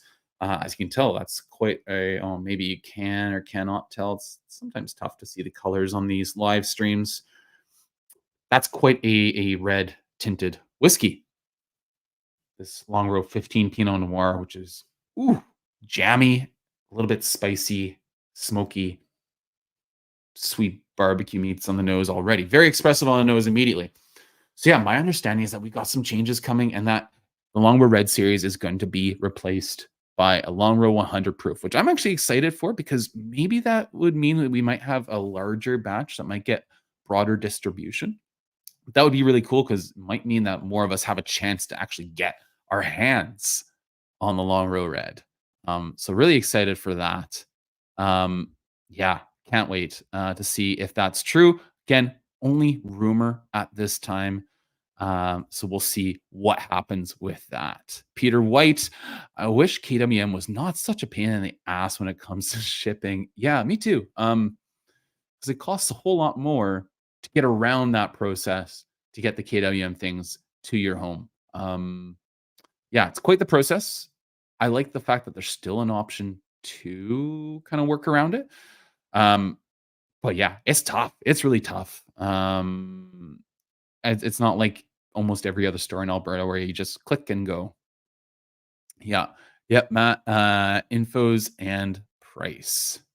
Yeah. Oh, yeah. The price too of those Adelphi bottles, I think, is what you're talking about there. Donner Pass, Aaron 18 is so good and easy drinking. They disappear. My bottle disappeared in a 2-week trip to Nova Scotia. So, yeah, I'd say they disappear real fast. Jerry Miller, ooh, Indie Kalila's so good. I do believe I have more independently bottled Kalilas than almost any other whiskey on my shelf. I might have more Springbank and Brooklady than Kalila, but Kalila's probably third. And I don't own as an actually, I do own one official bottle in Kalila. It's the 17 or 18-year-old Stitchel unpeated Kalila. That's the only official bottle in Kalila I have. But yeah, I've got a 23-year-old Gordon MacPhail sherry refill sherry Kalila as well. G&M Kalilas, they're can't miss for sure. Sugar Kitty, I put Glencadam 10 in the mix for those values among Aaron 10 and Craigellachie 13. It's $42 US for me. It's a nice, bright intro bottle. That is actually a really great show. Glencadam 10 is an awesome starter dram early on in the process. It's very approachable, very accessible, actually. I wouldn't even say approachable, I'd say accessible. Um, yeah, that's a great show, Sugar Kitty. I can still get the old package Aaron 18s. We can too, because when they came into British Columbia, they were way overpriced. And Aaron 18 and BC, the old bottles, you can still find them for like $260. And that's not marked up. That's just the price they came to market at. 260, closer to $300. Outrageous prices for them.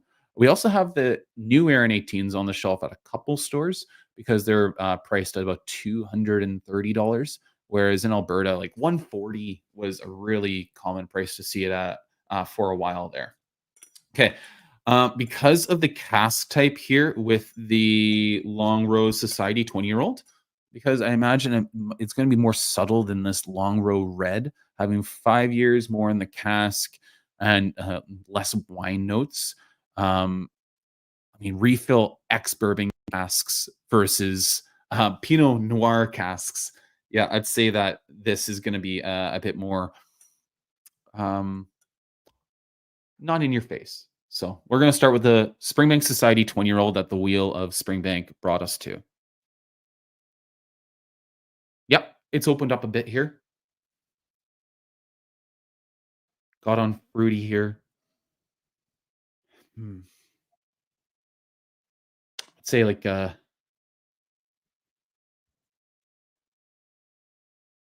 red apples specifically. They're more on that sweet tone as opposed to like the sour of a Granny Smith.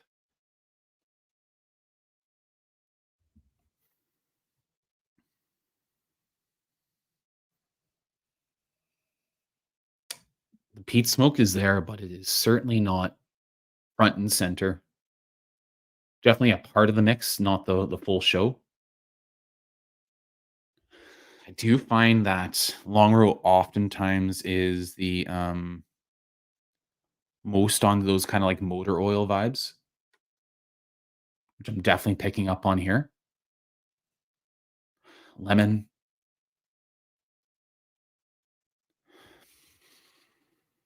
really restrained nose though. Really shy. Maybe this would have done better in a Capita than a Glencairn. I thought with Longrow, it was probably safe putting it in a Glencairn because of the heavier phenolics being closer to what 50, 55 ppm typically. The batches are never really standardized at Springbank, whatever the batch comes out to. It's more of an approximation, but being much more heavily peated than Springbank, I thought this might be a bit more bold. Let's see how bold it is on the palate. Yeah, let's do it.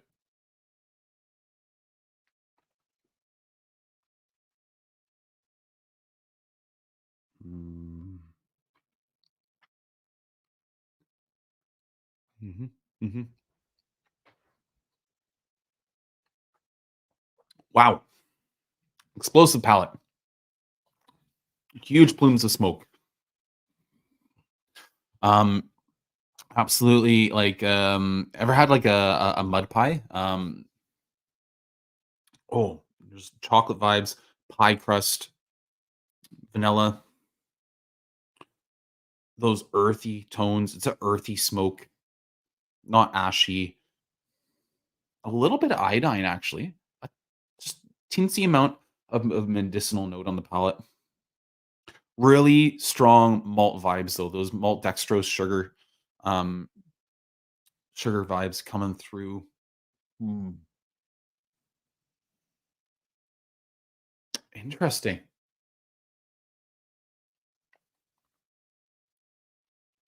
Hmm.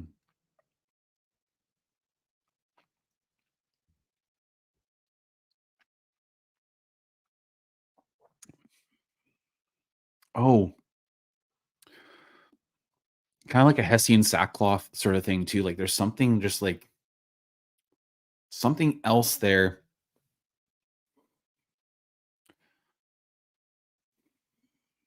I think that might just be the refill oak I'm picking up on. Definitely oak in the finish here, like kind of like tea leaves. That's delicious. It's delicious. Not what I would have expected from a long road 20 though. Hmm. I'm trying to think of what would be a good comparison to for this.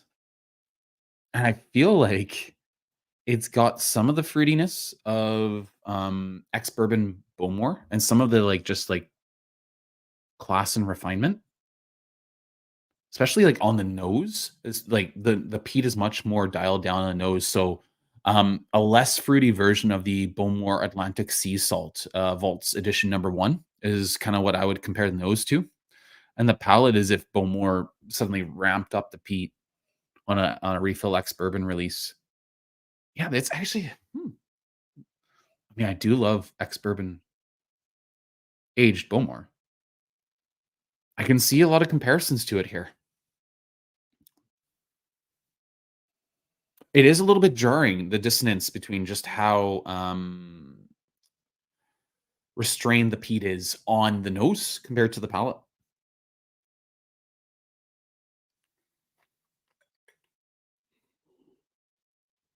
Mm. There's some peppering, cracked black pepper.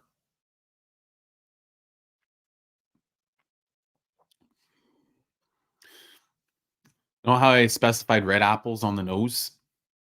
Goes more towards like a Granny Smith apple, a green sour apple, maybe almost like a green apple Jolly Rancher sort of sweetness on the outside. Mm. I would say another good tone here, like yellow or orange wine gums. If you ever had wine gums, I'd say that's there too.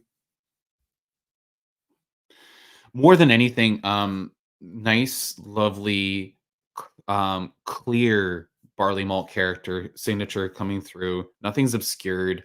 Um, refined and well presented example of a 20-year-old Longrow. That's nice. I think honestly, you're gonna find more of the distillery signature in that than you will of the 15-year-old Longrow Red, which I haven't capped. Let me throw this cap on there just to capture a couple aromas, extra aromas real quick. Ill-fitting lid. That 20-year-old is pretty lovely. With the Longrow Red, possibly being on the way out the door. What are you guys' thoughts on Longrow Reds? I'm gonna check the chat here. They seem to be quite divisive. Some people absolutely adore Longrow Reds. Others are kind of uh, not so impressed. Not their preferred style of Longrow. Um, honestly, I found a lot of Longrow Reds that I really enjoy because they're just super drinkable, sweet peat treats. So yeah, let's see. The chat's been saying here 25-year-old Kalila at 60.7 ABV from Gordon MacPhail. Probably the best whiskey I own. Also, the Longrow Red Pinot is just okay. Cracked it open 2 weeks ago. Hopefully, it'll open up. I have heard a very muted response on that Longrow 7 Pinot Noir.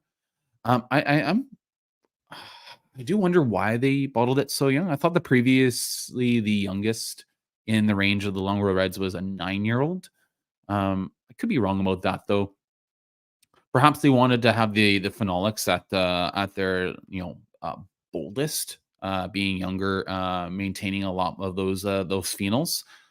Um, but maybe, just maybe, they were like, "Hey, we want to move out these Pinot Noir casks because we're done for now with the Longrow Red range." Who knows? Not surprised that 25 year old Kalila from G&M is a cracker. And Greg's Whiskey Guide. Oh, anyway, they did sell out of those reds, so not much too much regrets, especially if they keep some for Hazelburn 12, 13, 15-year-old. But again, they are hard to get even here. Yeah, and honestly, if there's one whiskey in the Springbank portfolio of Hazelburn, Longrow, Springbank, or even Kilkerran, I think Hazelburn probably takes to the sherry the best if you're talking about a red colored dram, if you will. Peter White, have you ever had the Longrow 17 Chardonnay finish Alberta only single cast that sat around Alberta for a couple years for 170 Canadian? It would not last 15 minutes nowadays. No, I've heard so much about this bottling. I've looked at it on Whiskey Base so many times. On secondary, I considered pulling the trigger and trying to get a bottle before the prices truly got crazy. I waited too long and it is gone. I'm guessing you have a bottle of that, Peter. Let me know how it is. I think, man, I did take a look recently in the recent batch of the Longrow 21 that had an inclusion of Chardonnay casks. That one, I believe, it would have been from the same parcel of the Chardonnay cask that Longrow 17 Chardonnay was from. Looking at the years, it lined up perfectly to be part of that 21-year-old vatting. So I've had a dram of that. I'd be interested to see what pure Longrow 17 Chardonnay would be like. I do feel like white wine casks sometimes actually play really well with these peated drams. Jerry Miller, the only official bottling Kalila I had was the 12-year-old from the Abbotsford Duty Free. It was okay, but the Indies just blew me away. I feel like that's the general consensus, unless you have a really good price for Kalila 12 near you. Um, Going down here, Smear Gel, haven't even thought about Kalila OBs. I have been just looking at some Kalila 18-year-old Gordon MacPhail bottling. Yeah, full confidence that GNM 18-year-old Kalila is going to be good to great, if not phenomenal. I've never been let down by a G&M Kalila, their smear gel. Peter White, I recently did grab a SMOS Kalila 12-year-old Sherry Cask for a reasonable price on sale. Have not opened it yet. I do like the single malt of Scotland range. And they don't seem to throw Kalila into strange casks. It's really hard to screw up a Kalila. I know it's possible, but I would say it's probably a pretty decent dram. I picked up, I think, SMOS Kalila from Ex Bourbon around $75 Canadian, which is just larceny. Hi, all back again. Got home. I have a Glencairn of Glenfiddich 12 to tip with you all. I'm new, so this is to all this. So starting soft. Cliff, awesome to have you here. Glad you got something in your glass. And yeah, enjoy the Glenfiddich 12. Turning to the Longrow Red. Yeah. Winey for sure. Bit acidic. Bit of like balsamic vinegar on the nose with that wine cask influence. I was just into ex bourbon, so it is going to be quite a clash here. Okay, steering past that, sweet barbecue sauce, barbecued meats, something darker in there too. Maybe like a dark baking chocolate. Definitely on the winey tones. Lots of oak. Yeah. On the nose, this is the first one that's really picked up like black tea on the nose a little bit. Red currants, cranberries. I haven't even touched on that peat smoke yet. Peat smoke's definitely there. Peat smoke in red wine cask oftentimes goes a bit more leathery for me. Same with sherry. That's a pretty nose. I like that nose. Let that sit for a moment.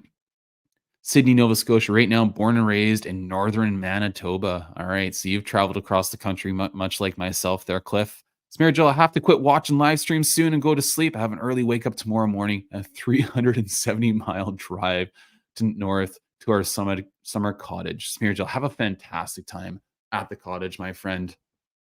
You can catch up on the rest on the replay if you like. I appreciate everyone who does watch on the replay. But yeah, glad you were able to join me here, and good luck and safe travels up to the summer cottage.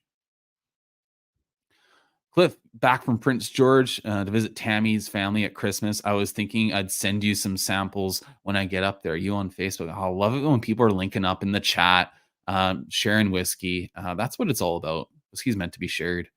Great job, guys. Great job. Cliff, I'm sitting on the deck right now in the remnants of Tropical Storm Debbie blowing over us. Man, I got trapped in Nova Scotia during Hurricane Fiona. I was in Manitou, right on the ocean. That was a scary storm. Hurricane Fiona, my word. It was I'm not gonna lie, it was kind of cool to experience. But when we had to go outside to start strapping things that were blowing off of the house, down, and trees are snapping all around us, and the wake is tumbling in the way it was with waves that were supposed to be, I don't know how many meters high, power out for so long. Man, that was an experience. Hope you enjoy sitting on the deck. Storm watching's a lot of fun, I do have to say. All right. It's a cool 59 degrees Fahrenheit here at the moment. Oh man.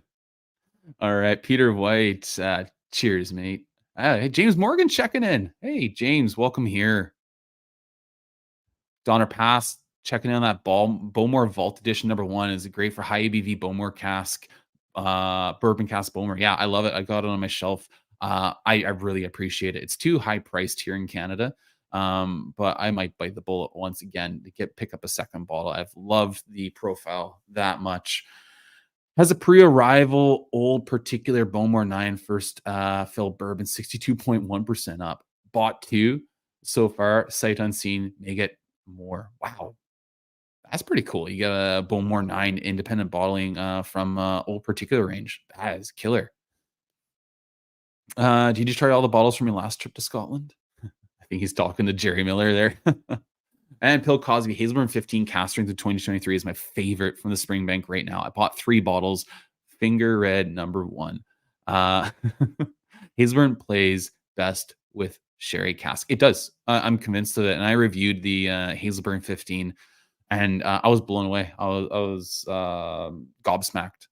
If I could have gotten a bottle of that, I would. I would even pay a bit over retail for that one. Really enjoy it. Cliff, would be nice to meet Ralphie over there, but he might be a hermit. Go to the Isle of Man. You might find him kicking around a bothy somewhere. I'd like to meet Ralphie too one day. Cantankerous sort. They're always the most fun. James Morgan. Does anyone recall the key to access RMW's Loch Lomond picks from Roy's channel? Roy's Loch Lomond. It was it a 12 and a 14-year-old?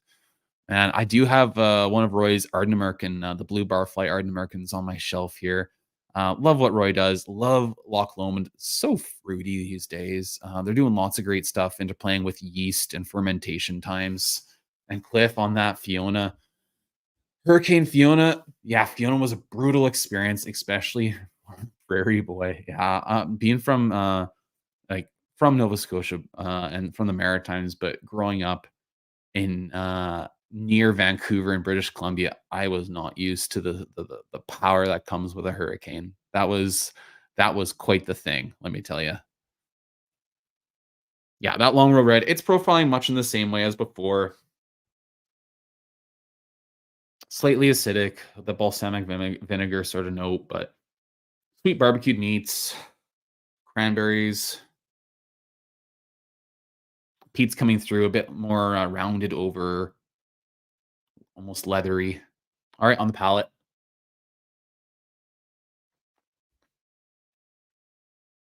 Hmm.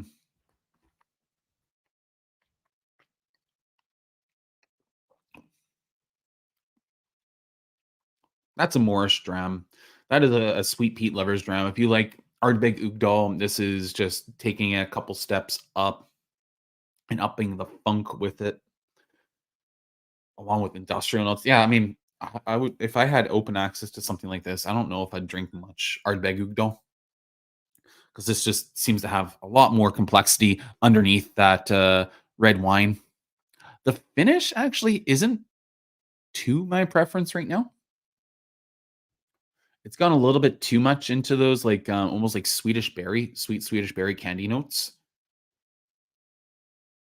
The beginning of the palate though, and the mid palate was phenomenal. Again, a lot of what you got on the nose. The nose translated great to the palate. Um, a lot of that earthiness, earthy, peat, sweet barbecued meats, like glazed barbecued meats.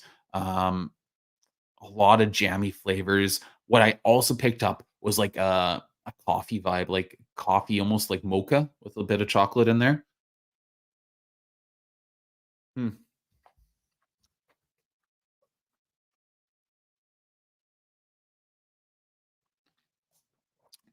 is sweet and delicious. Wow. Yeah, that's yummy. That's like that's peat candy. That is peat candy right there. Really nice. Unobtainium for me. I've only ever been able to get one bottle of Longrow Red. It's packed away for the move right now. Yeah, I'm enjoying it. I do think it lacks on the finish. The finish just kind of drops off. I'm not sure what is behind that. What's the cause of that? The phenols are still there, still getting that like kind of earthy smoke in the background. I wish I wish the finish would hold on a bit longer though. Hmm. Like something other than the peat is what I mean specifically here. Yeah. Okay. Um, turning back to the Long Row Society 20-year-old, much more classic nose.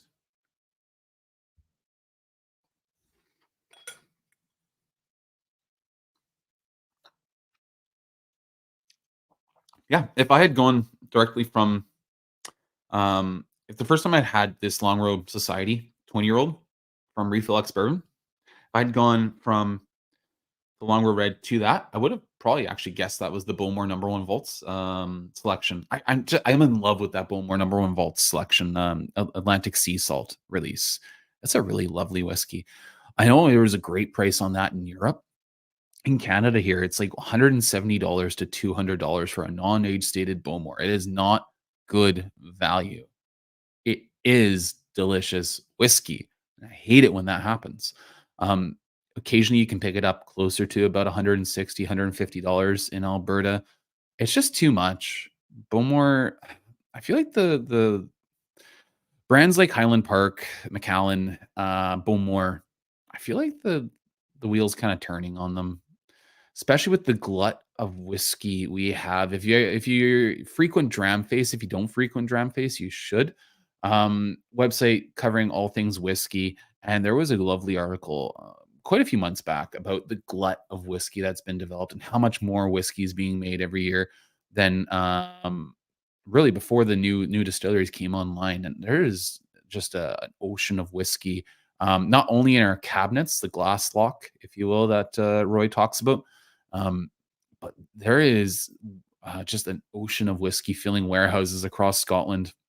I wonder when the tide turns and whiskey isn't as a hot commodity as it is right now. What's going to happen to the brands like Macallan, who've been kind of taking a piss with consumers here, not treating us all that nicely? Yeah, I do wonder. Delicious whiskey, that Bowmore number one volts Atlantic sea salt, and yeah, I just wonder what's going to happen. You guys have thoughts about that? Throw them into the chat. Not to make this a negative at all, but yeah, just makes me wonder. Cliff, I've seen Oogdal at the liquor store for $145. It's actually a reasonable price. When I first was looking at Oogie, it was closer to 180, 185 here in BC, plus 15% tax. So I would have had to pay over $200. 145 is not a horrendous price. I do think the quality of Ardbeg Ugdal batches has gone down in recent years. Um, Further to that, if you are purchasing from Alberta, I've said it so much tonight. I'm sorry, Cliff, but if you do happen to ship from a store in Alberta, like say Craft Sellers, I believe Ardbeg Ugdal right now is $105 Canadian at Craft Sellers, which is a spectacular price. I believe shipping's in around $40 to $60 after insurance. So if you were, say, purchasing 4 bottles in that shipment, 4 to 6 bottles, you'd be definitely coming out ahead if you're ordering from Alberta. 145, no, that's a fine price for Ugdal for Canadian markets. But there is better. There is definitely better. James, cheers, Tim. You have a nice bit of free time on your hands, I believe. Man, I love it when people are just picking up in the chat, chatting away. Yeah, and yes, you got it right, Cliff. Dramface, great resource, very great resource. And James, very true, Matt. Yeah. Okay. Turning back to the Springbank 10, just to re-anchor myself after some really heavily peated whiskeys with those long rows. We'll do one more spin of the wheel of Springbank here, guys. And then I have a special whiskey to end this live stream with, the oldest Springbank I've ever had. So we'll go ahead and we'll address that at some point here as well. I love it when I'm juggling glasses of Springbank on the table. That is not a bad problem to have. Let's see here. Springbank 10.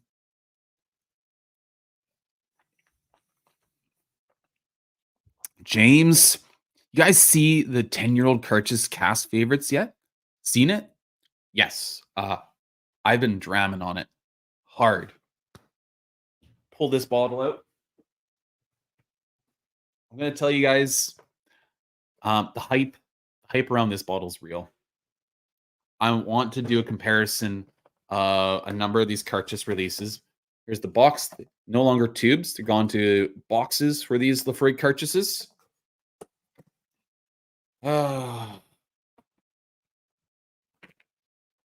Here's the bottle. Bit different look. Not gonna lie. I kind of like the look. I kind of like this band here in the middle. Nice wooden cork here and inlaid with a still on the top. Actually really like the changes they've made to the presentation of the bottle, but that's not what you guys are really interested. You're interested in how this whiskey drinks. This is supposed to be almost like a spiritual successor to the Kirch's Triplewood that came out. That was such a cracker of a whiskey. Well, I can tell you that I have recently had the Triplewood, and dramming on this, I can absolutely see the comparisons. And this Laphroaig Kirch's, made for the Friends of Laphroaig Cask Favorites, aged 10 years, bottled at 52.4%. I am getting a little desperate to get a second bottle. You can see I've had maybe 2-3 pulls off that bottle so far. It's a real deal. I know it was a Top Shelf Whiskey did a review of this where they were glowing over this. I think it got scores of 90 or close to. It is so good. It's such a lovely balance, a deft balance with the sherry, and I believe they use quarter casks in it as well. Yeah, so Pedro Jimenez as well as ex bourbon and quarter casks. Yeah, I love a lot of the notes that come in this. It is actually basically exactly what I want in a Laphroaig. Yeah, if you have this local to you, I highly recommend it. I want to compare it to the Kirch's PX, the Kirch's Warehouse 1 Maker's Mark Ex Bourbon, and the Kirch's White Port and Madeira. Was that the last year's White Port and Madeira? White Port and Madeira. I want to do a comparison of all that, maybe even throw in a sample that Michael Pang kindly poured off for me of the Triplewood.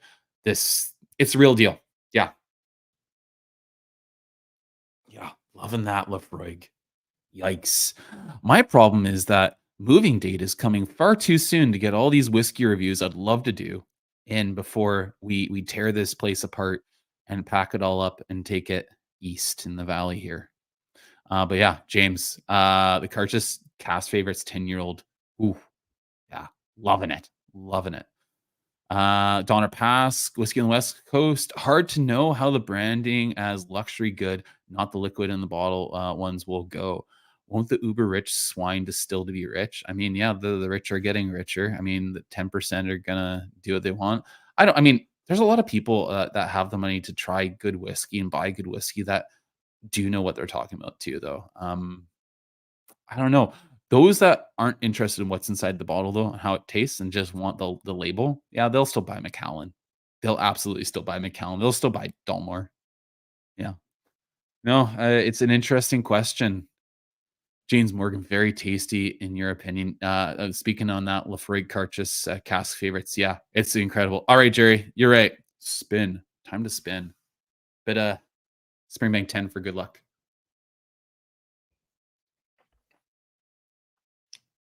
That one's rinsed. All right.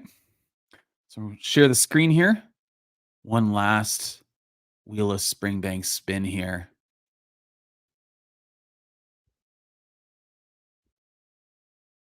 All right, let's go. Oh man, should I call my shot? Should I do it? Should I say what I want to try on this one? Options again. Options. Hmm. I mean, local barley. That's my white whale. That's the whiskey I would love to find a bottle of. Not that specific local barley. I won't be picky. Any local barley will do. A cage bottle would be a nice touch here. I did open up my Springbank cage bottle I picked up last year with you guys on a live before when I was talking about the visit to Campbelltown, all about Campbelltown. Springbank Master of Malt 29-year-old would be killer. Longrow Tokai. That is such a weird whiskey. I don't know if I want that one to come up. That might be like the dud. It might be the bomb. Longer NAS would be a little anticlimactic. I might have to pull a veto if that comes up. You guys can vote if something like Longrow NAS comes up right now after doing two really nice old aged Longrows. If that comes up, maybe you can vote on whether or not I get a veto and can do a respin. Kilkerran would be nice too. Kilkerran and Hazelburn haven't shown up yet. All right, let's spin away.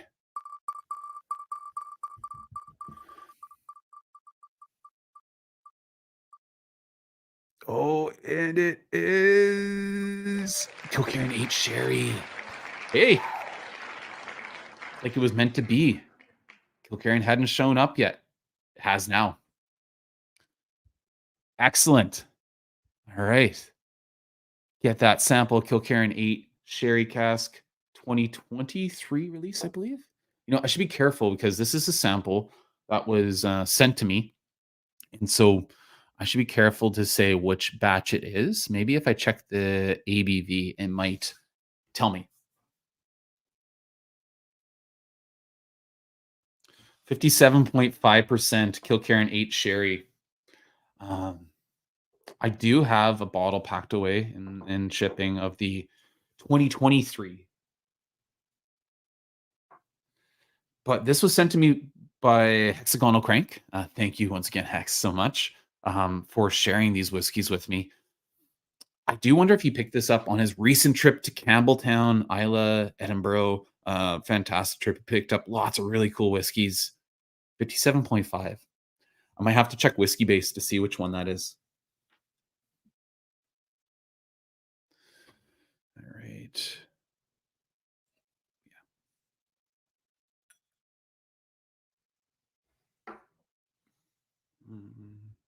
Nice color on that. Really gorgeous color. Okay. While that's sitting there, I'll go ahead and throw a lid on it and find out which batch this is. 57.5%. Let us see. Let us see. Kilkerran 8-year-old Sherry Cask. It took me years to get a Kilkerran 8-year-old Sherry. When I did, of course, it was from a ballot with Kensington Wine Market. It just seemed to be that like bottle from Kilkerran that would disappear first. No trouble getting a 16-year-old. Those would sit on the shelf for some reason. But Kilkerran Sherry Cask, those things would just fly, and then they'd sell for huge prices on the secondary. I don't know. I mean, it is a favorite of people. All right, this is the 2023 batch. This is batch 9 of the Kilkerran 8-year-old Sherry Cask. I'll quickly share the screen of this whiskey base here with the details so you guys can see for yourselves.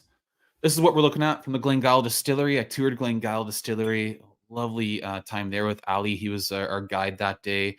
This is the 2023 release, 8 years old Sherry Batch 9, 57.5% ABV, non-chill filter, natural color, all those things that we already know about Springbank. And that is a scrumptious nose already. I'll stop sharing this. Ooh.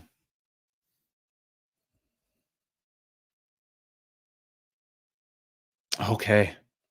So someone's a little sulfur averse. This might not be for you because I am getting struck match sulfur, which I enjoy, but others may not. Oh man, lots of sweet raspberry, raisin, fig.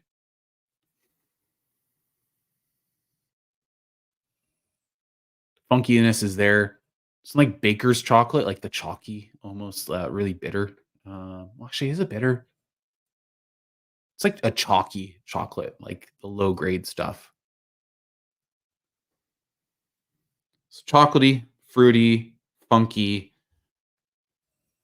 with a bit of that like struck match element that I actually enjoy. I don't like when the sulfur turns like eggy, like rotten eggs, but struck match I actually enjoy. Let's see the comments here. See what people thought when Kilkerran 8 showed up. Let's see here. Uh, Greg's curious what the final pour is going to be. Yeah, I will tell you, it is an independent bottling of Springbank. It is not an official bottling. Peter White. I remember Bowmore 15 Lambrig's Tempest 10 Devil's Cask being 100, back in the day. Oh my gosh, yeah. If I could have stocked up on them, I would have, knowing what I know now, but we all would have. Um, that Bowmore 15 liquid was a lot better than the current 15. Yeah. Yeah, I have outside the distillery handfill I picked up, I think I have 2 official bottlings from Bowmore, an 18 and that Vaults edition. The core range really leaves a lot to be desired. Yep, I did precise earlier on how many Springbanks are in my collection because it was the most represented distillery in it. Highland Park comes second, then Bowmore. Ugh, great collection, obviously, Greg. Holy cow. Greg, we'll tease that one of the videos that I recently shot getting ready for moving was a quick hitter kind of moving session review of the Nika Yoichi 10-year-old Japanese single malt. I did a quick comparison with the Yoichi NAS in that video as well. So when we get that edited up, we'll post that. Hopefully that one will intrigue you. I know you love Yoichi, much like I do. Hmm. All right. We want a cage bottle. Oh man, disappointment. There was 3 in there. I had a good chance. Maybe if I hadn't packed away my the Hazelburn, actually not my Hazelburn, Kyla's Hazelburn cage bottle, maybe it would have come up. It would have tipped the scales in favor of the cage bottles. Next time, we'll do a Springbank Saturday again one day. Um, I feel like this is. I mean, I've enjoyed myself. I hope you guys are enjoying yourselves with this. It's definitely a bit self-indulgent, but I'm enjoying just hanging out and talking whiskey with you guys. Let's see here. James Morgan, the Kilkerran 16 with that added port finish just dropped here for 70 pounds. Okay. I didn't think it would have worked as well as it did last year with the inclusion of rum casks in the Kilkerran 16, but that Kilkerran 16 from 2023 lives in my head rent free. So glad I've got a bottle of that. I mean, I loved it. I don't know what you thought about it, James. I'm gonna trust them with what they're doing. I don't know. Port kind of gives me a little bit of hesitation because I like how delicately presented Kilkerran 16 often is, but it's also good to have something different, something new. So, yeah, I mean, £70 feels like a really fair price for the Kilkerran 16. Yeah, if anything, this has gotten sweeter. Some of that sulfur struck match note has blown off a bit. It's gone sweeter, more into those red fruits, dark fruits, even possibly like blackberry, brambleberry sort of thing, chocolate. On the palate, Kilkerran 8, Sherry Cask.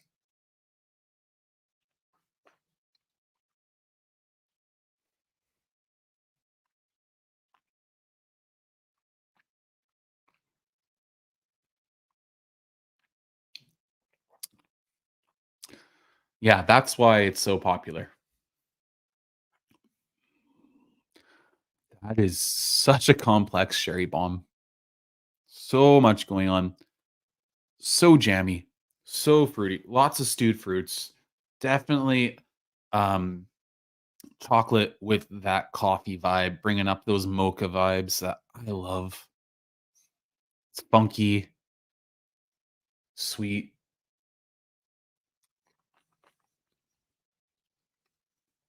Hmm.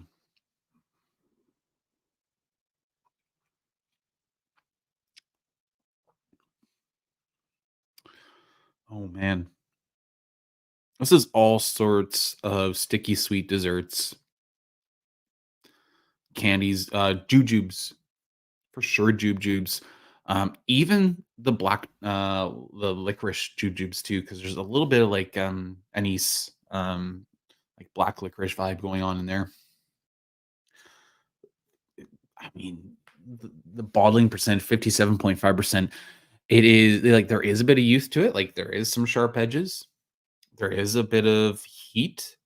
But I think we know and accept that with a bottling like Kilkerran 8. Yeah, I mean, if I remember the prices in the UK for Kilkerran 8 are like cheap as chips, like super, super, super reasonable. Man, the prices here, like on secondary for such a long time, this was like a $250 bottle, not worth $250 in my opinion. I got my bottle, I think it was like 115 Canadian on ballot.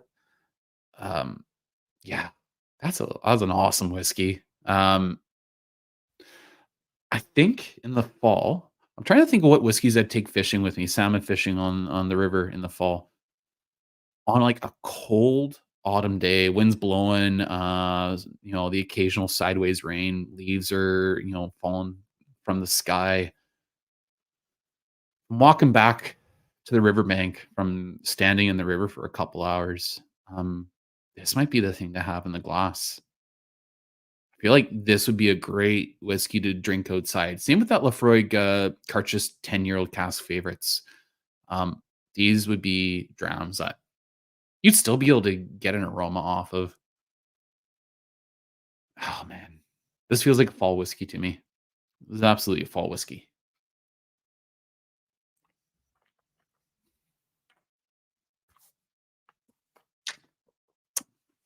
Bravo. You guys had Kilkerran 8? Sherry, cask strength? Even, like, any of the batches, not just this batch, batch 9.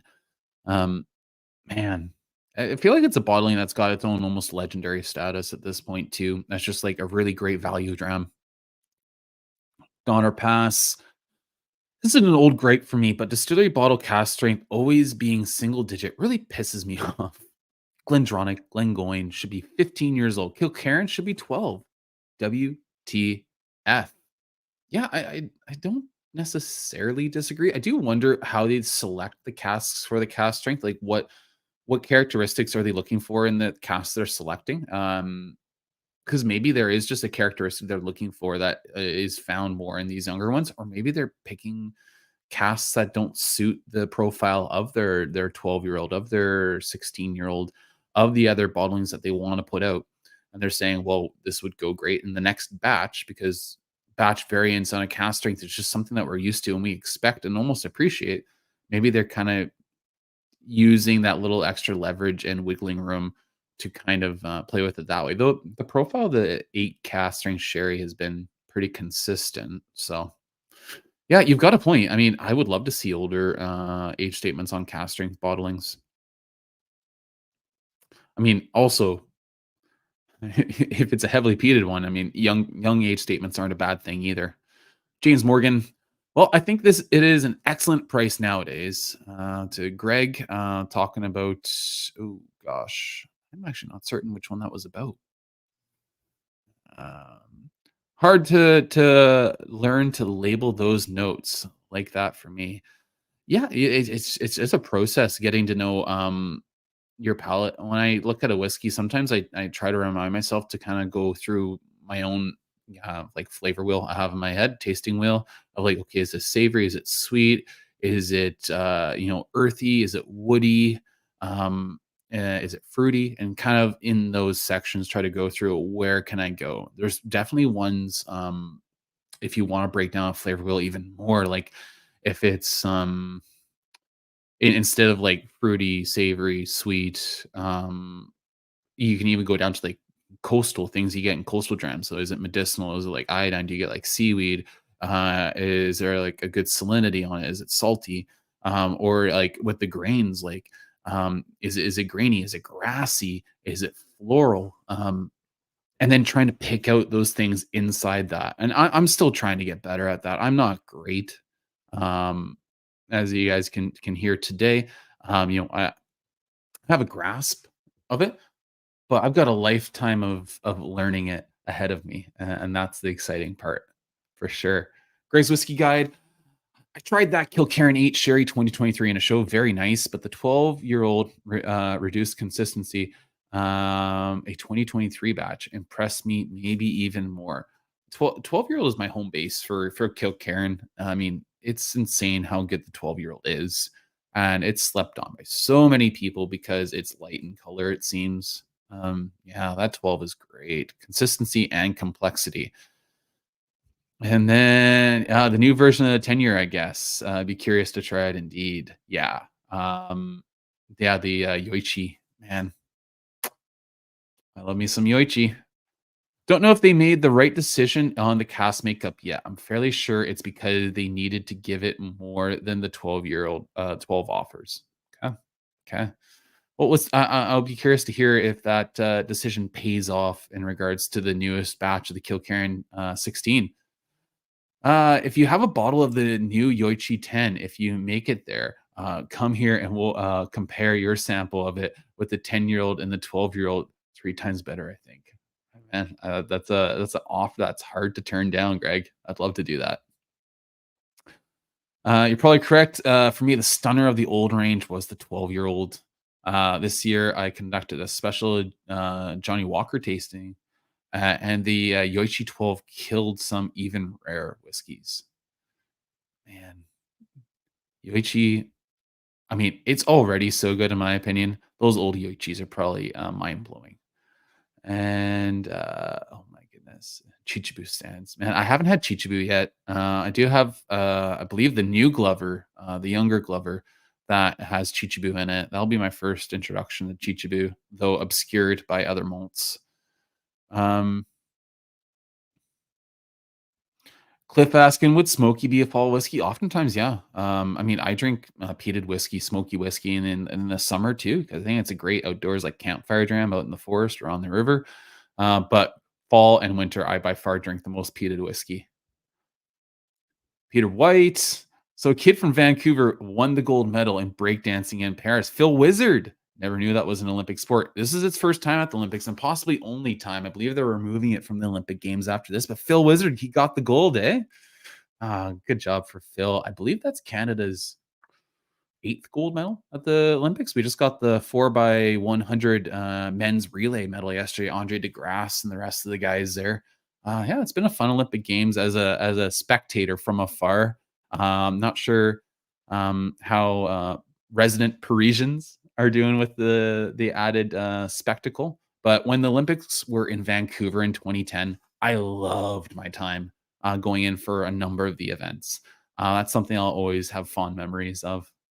Um, big Olympics fan here, even with all the problems and let's say corruption with the IOC, sadly. Let's see here. Chaz Chili, dude, I haven't been on a Mr. Hats line forever. Springbank Saturday.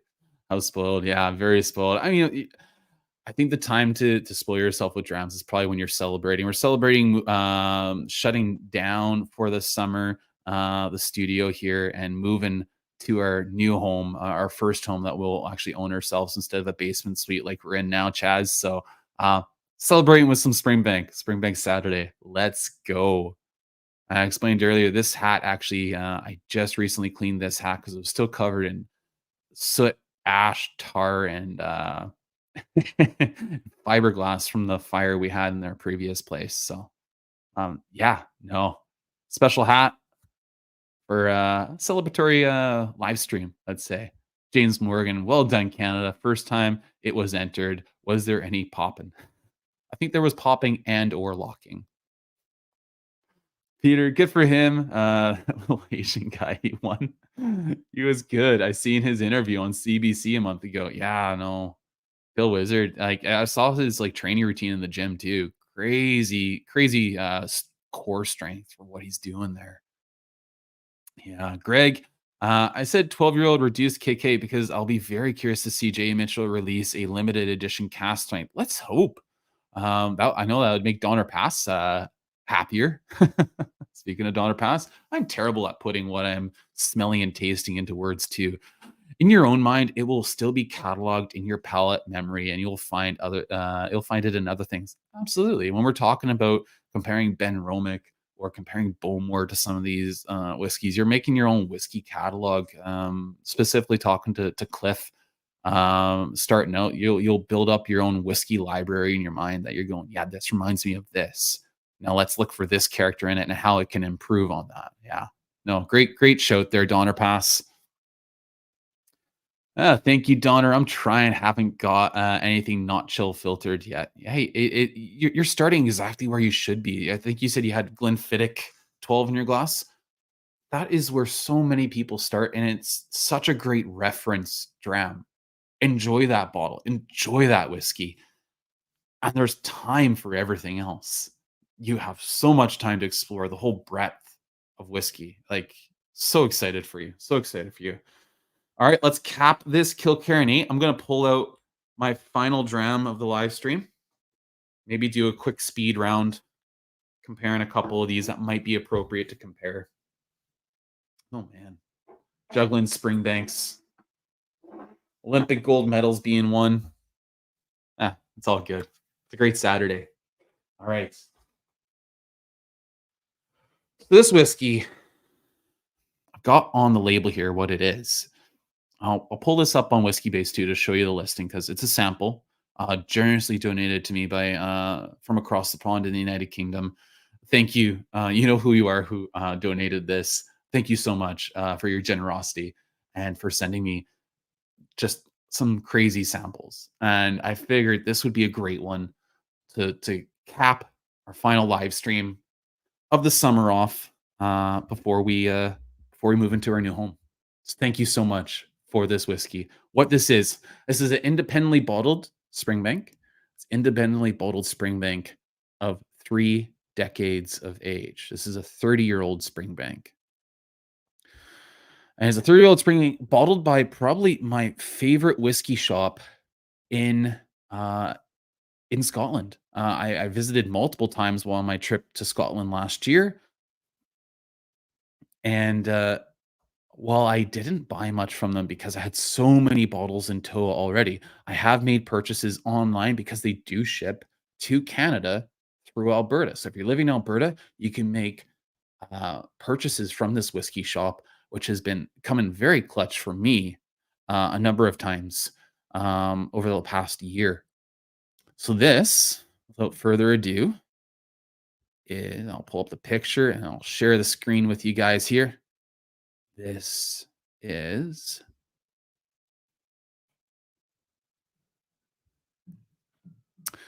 the Royal Mile Whiskies Springbank, 30-year-old, distilled in 1993, bottled in 2023 from a hogshead.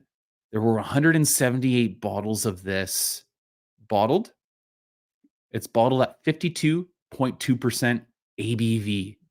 And I'm really excited to try a 30-year-old Springbank. This is my first Springbank that's cracking that 3-decade mark. 27 or 28-year-old is the oldest I've had so far. I've had 27 or 28-year-old Springbanks a number of times, a boutique one, and a couple of different whiskey sponge ones. Um, I'm excited. I'm really excited. All right, I'm gonna pull this off the screen here, and I'm gonna get this into a Capita, I think.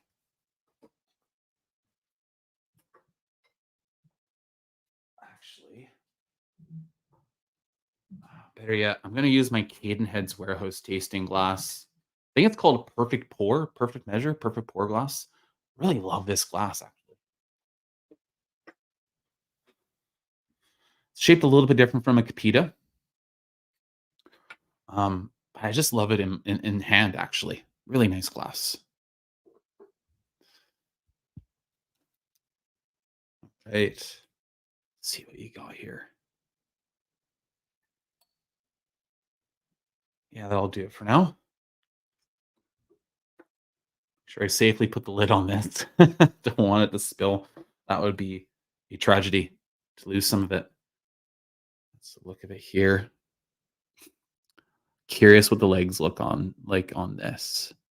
Looks fairly oily, long legs on it. It's clinging to the edges of that glass. I don't know if you guys can actually see it here, but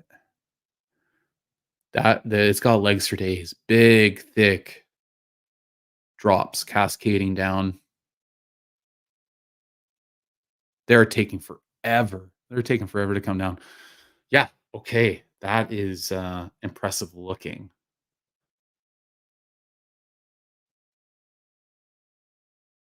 Oh man. I'd say that's a sherry hogshead if I had to guess off the first nose.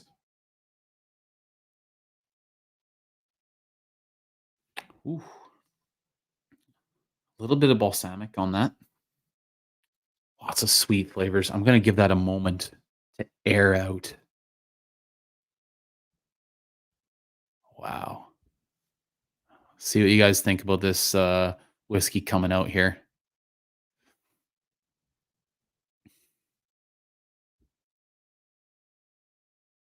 Oh, Japanese whiskey's not Johnny Walker. Ah, got you, Greg. That makes more sense. Cliff, you got a whiskey wheel printed out? Yeah. I mean, I can't necessarily. I mean, I guess I could have a whiskey wheel in front of me here. I don't know. Maybe I could do that in the future. I try to just keep it in mind, especially at whiskey like festivals. You're going around if you're quickly tasting a whiskey. Yeah, I mean, I that's the way I do it. I started off with a printed whiskey wheel as well. So yeah, that's the way absolutely to kind of guide yourself and just like go around that wheel and ask yourself what whatever you're trying to seek out. If you're unsure of what you're tasting, kind of go around and just consider the different concepts. Like, is that it? Is that it? And I think you'll start once you do that, you'll start pulling those out naturally and go, oh yes, that's malty. It's going on this side here. What else can I look for in that vein? Greg, alas for foreigners, it is now only in French, and the comic book title is Whiskey San. And then never dared to send a sample yet to Canada and USA, as some said it could be taken by the customs. But I know Andy Foodquick managed to get some from us, so we'll see. Yeah, I was a little hesitant with this sample coming from the UK as well because I thought it would be swiped up in customs. I think it was marked as a malt sample, and maybe for that reason it got through. I mean, that's not lying. It is malt after all. My favorite 40% bottling, Glenfiddich 12, even though it's the second largest producer of single malt in Scotland, they still have direct fired stills. Exactly. I think that may have something to do with it, with the spirit quality. Yeah. Um, I think you're dead on there, Donner Pass. So the fact that they do still have direct fired stills, at least a portion of them, I mean, there's nothing wrong with a Glenfiddich 12, especially starting out. That's the perfect place to start. I think that's where most people would suggest you start, Glenlivet and Glenfiddich 12, just to get your bearings. Um, w Lately been very concerned with their choice to add virgin oak to many of their expressions. For me, it has lost its balance. This is a going concern. It seems there's a lot of virgin oak finding its way into our whiskeys lately. Sometimes it works, sometimes it just goes fully awry. I do hope that they're not trying to replace quality of cask with virgin oak maturation. It's almost as if they have, say, maybe they have more refill casks that they're using for something that is being aged for less years. And they're saying, well, we can pump up the perceived maturity with the inclusion of virgin oak. If that's the case, very problematic. If they're doing it for the sake of saying, "Hey, what's a virgin oak whiskey taste like?" then that's a whole other thing. But yeah, Greg, enjoy it, Matt. Thank you, Greg. Thank you so much. And yes, Cliff, Greg does also have a channel, Greg's Whiskey Guide. It's a great channel. It's been going on much longer than mine. And Greg's got a lot more experience with whiskey than I do. I highly suggest you check out Greg's fantastic channel. All right, let's see here. I like its pale brown look, very significant of old style Springbank just by looking at it. It does have that kind of brownish orangey hue here. I wouldn't even say orangey, I'd say brown, yeah. I kind of I think of orange more with certain red wine finishes as well as with, E150A. Hmm, right away. Oh, man. Weird note here, sweet and sour, like, chicken sauce. Mm, raspberries and tropical fruits too, pineapple. Those lovely industrial, like, fusel oil note in the back. Sweet vanilla, cream, malt note.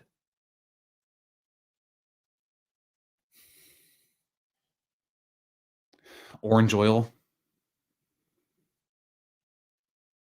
Yeah, orange oil. Lacquered wood, like varnished lacquered wood. Maybe like antique, antique furniture, more like it. Definitely has an antique nose. Yeah, that's what I'm getting all over right now.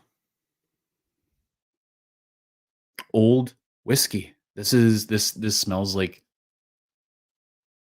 what old whiskey should.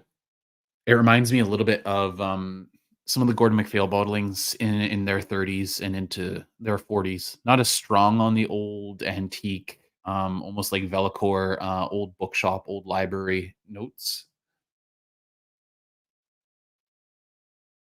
Hmm, that's a lovely nose.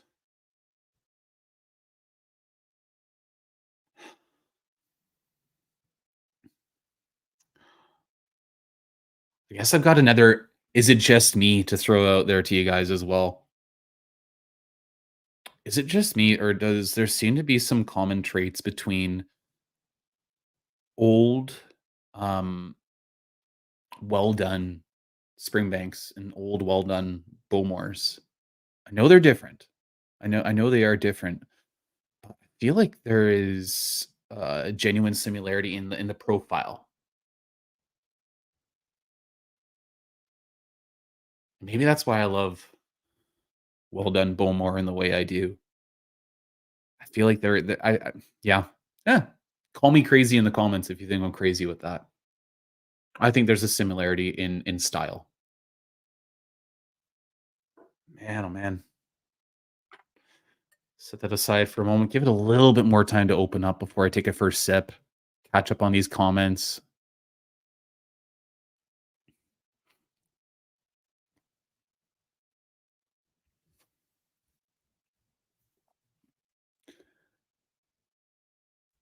see here. Jerry Miller sent some samples from the Netherlands that made it here to the US. He sent me a whiskey guide. Sorry, P-Head sent some samples from the Netherlands and made it here to the US. He sent me a wood carving he made along with 3 bottles of wood 3 bottles of wood oil. Oh, that's too good. I love that. Interesting. Do you know if they're putting virgin oak in the base Glenfiddich 12? It does seem like putting a few of those casks in the vatings they do would be cost effective for them. Yeah, that is the fear with this virgin oak trend, isn't it? Excellent. Noted at Jerry Miller. Even for the UK, I mentioned beard oil on the parcel. Wood oil would be like 100% accurate. It is 100% wood oil. Beard oil is good too. Malt samples, I think, is spot on. Oh man, the ways it's all good natured and it is harmless fun. But the ways we share this whiskey with each other. Based on what I try this year, I'll say yes for the 2 questions from Donna Pass in regards to that Glenfiddich. And thanks, Matt. Still under 1K. It's insane that you're still under 1K, Greg. I do wonder if it's a bit of just um like some of your videos are in French, some are in English. I do wonder if it's just the algorithm doesn't know where to place it. I don't know. It's baffling to me. Guys, check out Greg's channel if you haven't already. You'll get another one in a few minutes. Awesome. Thanks for doing that, Cliff. And James Morgan, I doubt, however good it is, that you'll find a bottle under 1K. So what would you blend to reproduce the essence? Ooh, that's a nice, interesting question. What would I blend to reproduce the essence? And the way you speak about this 30-year-old, Matt, makes me think for some of the notes of the local barley 1966 I tried. And I second you for some Bowmore profiles. Yes, 22 to 30. Yeah. Okay. So what you're telling me is I'm at least not crazy with that. 1966 local barley. That sounds mind blowing. And then Donner Pass. I never say anything liquid. USPS does not like liquid. I send glass figures. Oh man. And Greg, you might be right, Matt, though I specify it for every video in YouTube Studio and the majority is in English. Yeah, by far the majority is in English. Um, yeah, I don't know. My guess would be on the algorithm, but man, the all-knowing algorithm, it's boom or bust, and lately it's been a bit more bust. The algorithm is tough sometimes. I want to think on this question for a little while, James. However good it is, what would you blend to reproduce the essence? That would be a good homework assignment. Start playing with percentages of certain bottles. Oh man, this is a pretty whiskey. I will say there's almost a floral element to it as well. Before I take a sip here, I do just want to quickly compare the nose to that whiskey sponge 27-year-old that we started off with. We kicked it all off with. That's actually a pretty good way to bookend it. Starting off with the 27-year-old whiskey sponge Springbank, ending with the 30-year-old Royal Mile Whiskies Springbank. Oh, way more on the orchard fruits, on the tropicals, and on the sweet tones like lemon meringue pie, vanillas, butterscotches. Wow. And it's a much brighter nose. Whereas the Royal Mile whiskey ones tends to be a bit more darker and deeper along those again antique wood vibes. A lot more oak.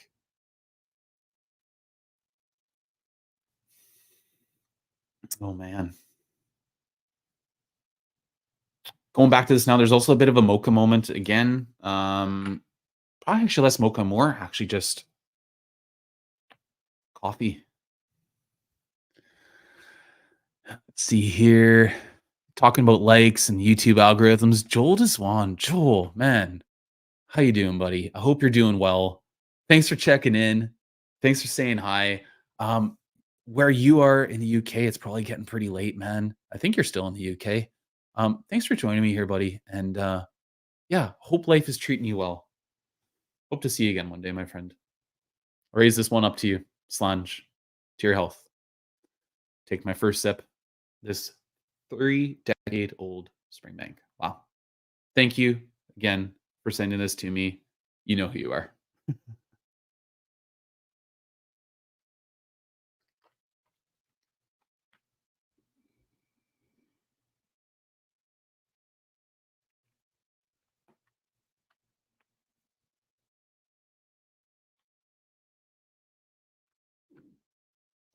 Sublime.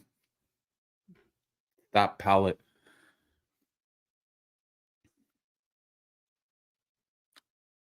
Everything I want in a Springbank is in that palette.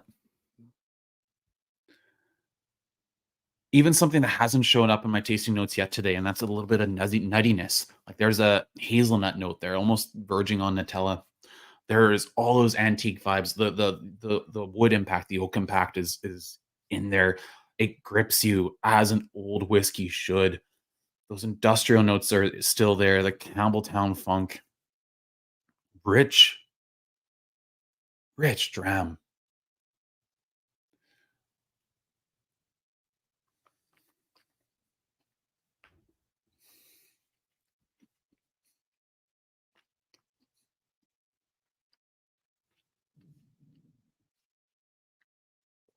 The peat has turned way more earthy than smoky, which I love.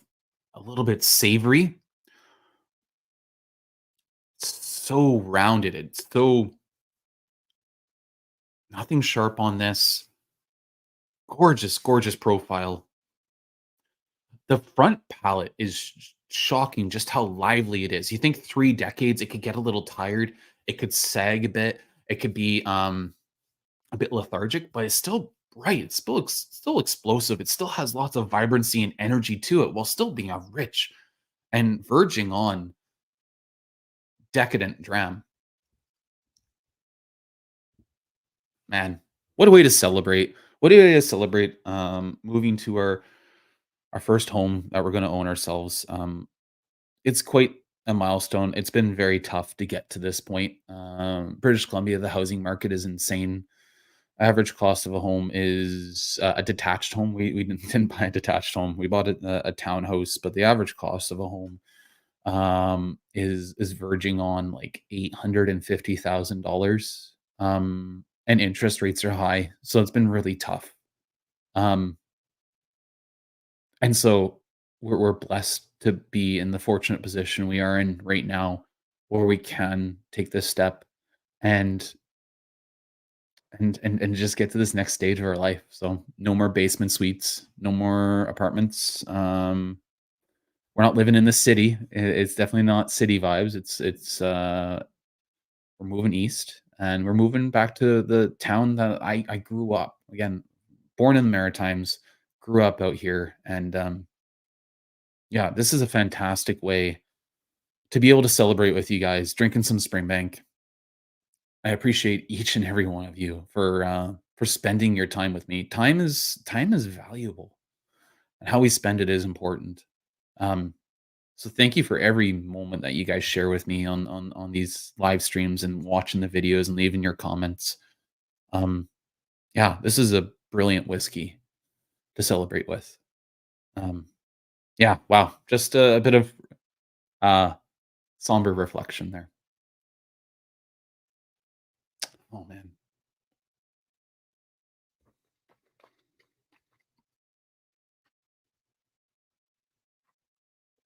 it would only be right to do a comparison on the palate with this whiskey sponge 27-year-old.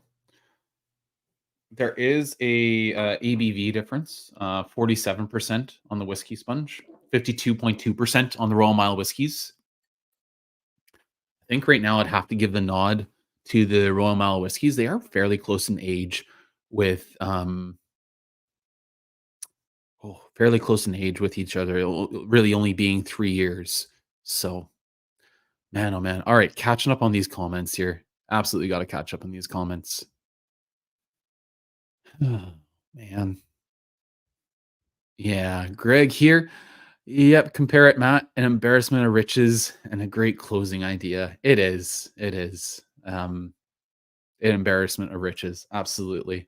I can't afford to buy these bottles, but the generosity of the whiskey community is what it is. That I I can have someone share from across an entire ocean, a 30-year-old Springbank with me, and just happened to have a sample from a tasting kit that I saved of this whiskey sponge Springbank 27-year-old. It's yeah, I'm counting my blessings for sure here.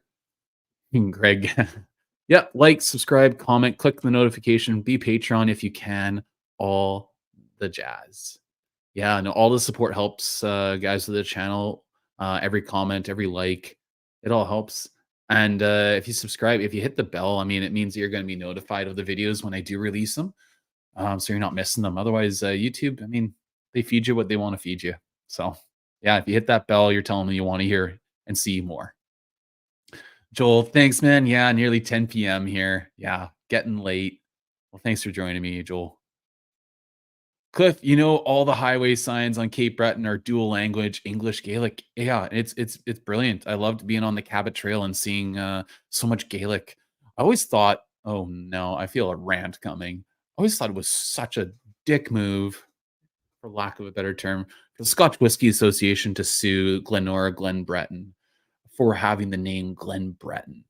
They're located in a dam valley along the Margaree River, I do believe, um, on Cape Breton Island, Glen Breton. They're in a valley. They still teach Gaelic. There are still Gaelic speakers in Cape Breton. There's Gaelic road signs. You're telling us we can't use the language that we speak ourselves in Cape Breton to a certain extent. I know.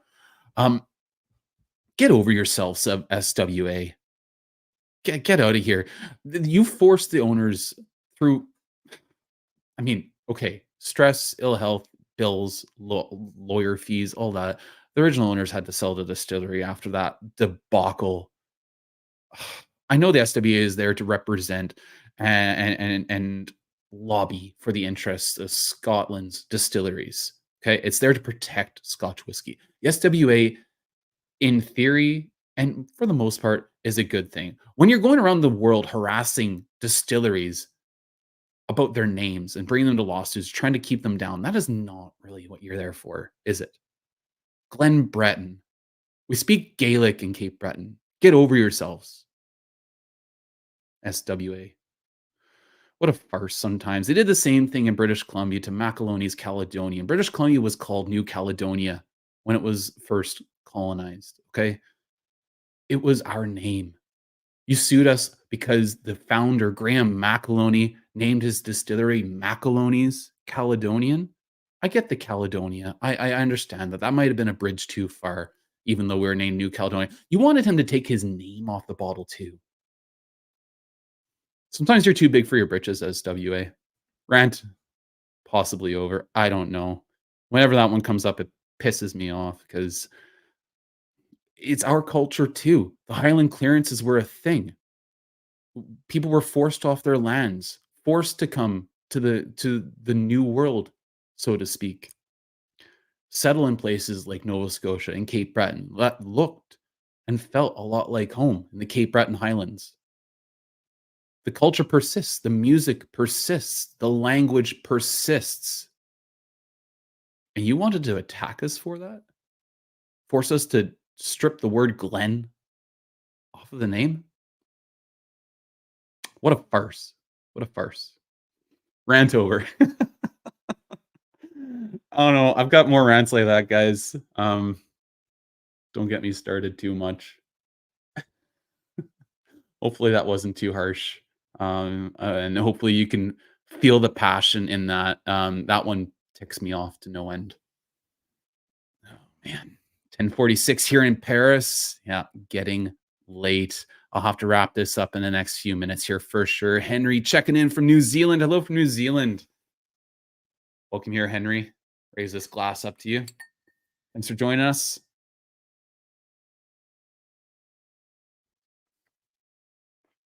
Hmm.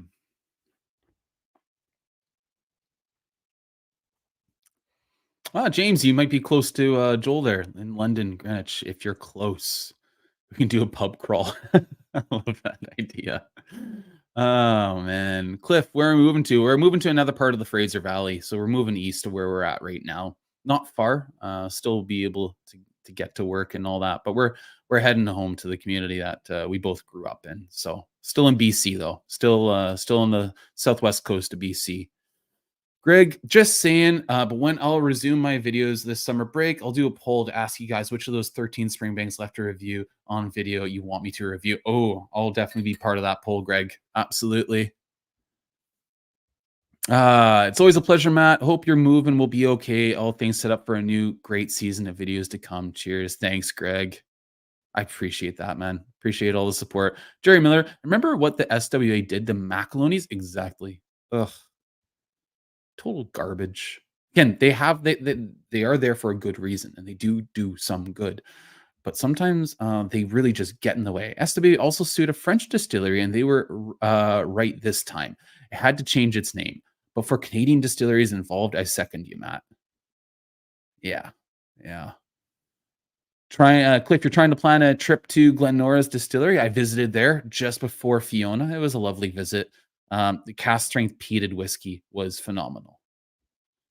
But SWA, aka for most of it, Diageo are a total bleep because the most sold brand from India is also called McDowell's, right? So total nonsense. Yeah, how about bagpipers? Bagpipers whiskey sold in India as well. It has a Scottish Highlander on the front.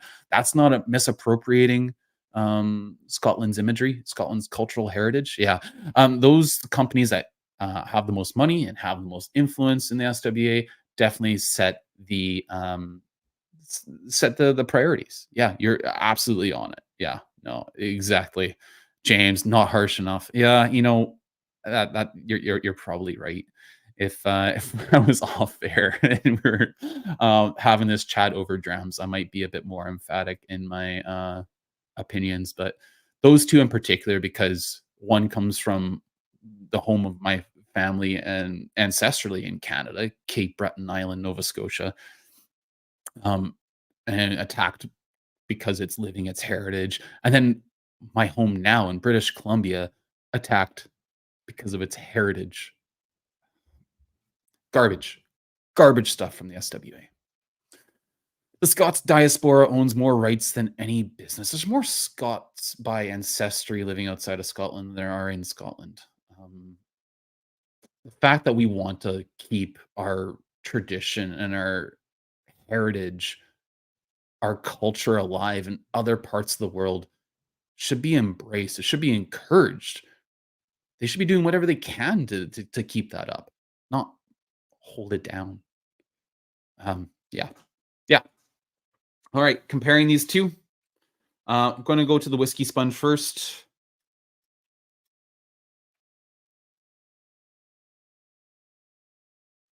Yeah, vanilla cream pie, lemon zest, those fusel oils. Oh my goodness.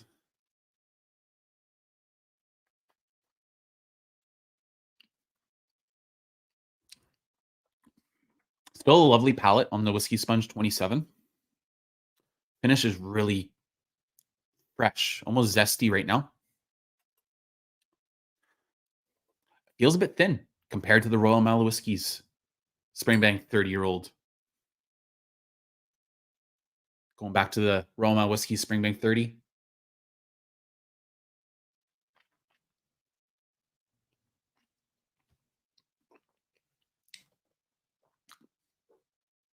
Gorgeous, sublime. That's the showstopper of the night. Not because it is the oldest, but because that profile, that bottling strength, that palate, the finish, it's the whole package. I do not know how much this bottle cost when it first was released. I did see on Whiskey Base there the theoretical price you'd have to pay to pick up a bottle now, £1,150 from some reseller. Not for me, probably not for us, but for those who are lucky enough and smart enough to pick up a bottle from Royal Mile Whiskies when they launch this, um, enjoy this. This is incredible. Yeah, that's gorgeous. I'll be living off of this dram for quite some time. That is so, so lovely. Check in one more time in the comments, guys, before we sign off for Springbank Saturday. Let's see here. Peter White, only a Cape Brettoner would say Nova Scotia and Cape Breton. What is it? Canada's unofficial 13th province or territory? Yeah, no. Geez, I can't count how many provinces we have right now. Probably time to cut it off. But yeah, we love our Cape Breton flag. Greg's Whiskey Guide. If you had more of both those 30-year-old, would you consider blending them as they seem different? And by blending, I do not mean in equal parts, of course. Yeah, I could see a 60% whiskey sponge, 40% Royal Mile whiskey blend of these two being really interesting. I could actually see that being pretty lovely. And 60-40 split, kind of like the Springbank 10 percentages typically 60% ex bourbon, 40% sherry. I could see that being a real winner. I only had half an ounce sample of that whiskey sponge, so definitely not enough. I think I'll keep them separate for now. But that's a really interesting idea. Greg, not relevant. What I just said. If it is too awesome, bottle it alone. Yeah, I mean, if I had a bottle of each, I would definitely play around with blending them for sure. Any quick thoughts on Glen Haru being my next bottle? Glen Haru. I don't know Glen Haru. Check back down. Jerry Miller, good Saturday, Matt. Glad I was free today. Thank you. Thanks for joining me, Jerry. Thank you so much. I will have another sip of this whiskey sponge here. Thanks for joining me today on Springbank Saturday. Hope to see you again soon, buddy. Maybe in the future here, we'll have to share some drams on the Vetter River. Cheers, buddy.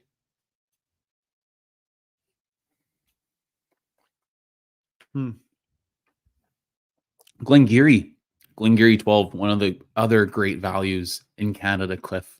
Glengarry 12, bottled a bit higher, it's 48% ABV. Prepare yourself for the extra heft of that alcohol percentage. Might be a little soon to go to Glengarry 12 after Glenfiddich 12. You can give it a shot. I do enjoy the Glengarry 12 quite a lot. Interesting, Matt. And James Morgan. Cheers, Matt and all. Hope you have a pleasant summer. The official 12 is great in my honest opinion. Yeah, so we're right on the same page there, Greg.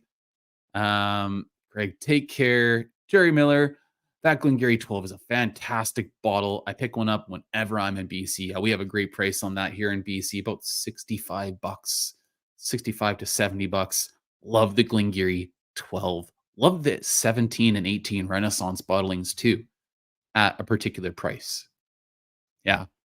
Well, guys, thank you so much for joining me here today on Springbank Saturday. A really nice way to drink fantastic whiskeys, talk Springbank, talk whiskey, and just share some drams with you guys.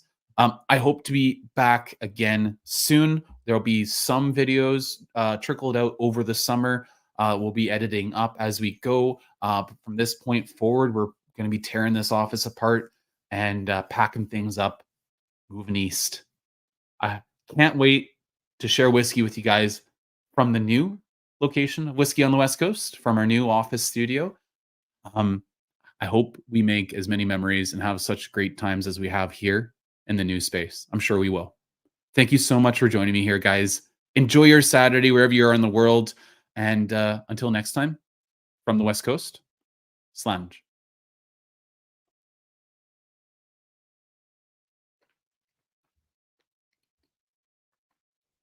This Springbank 30 is bonkers.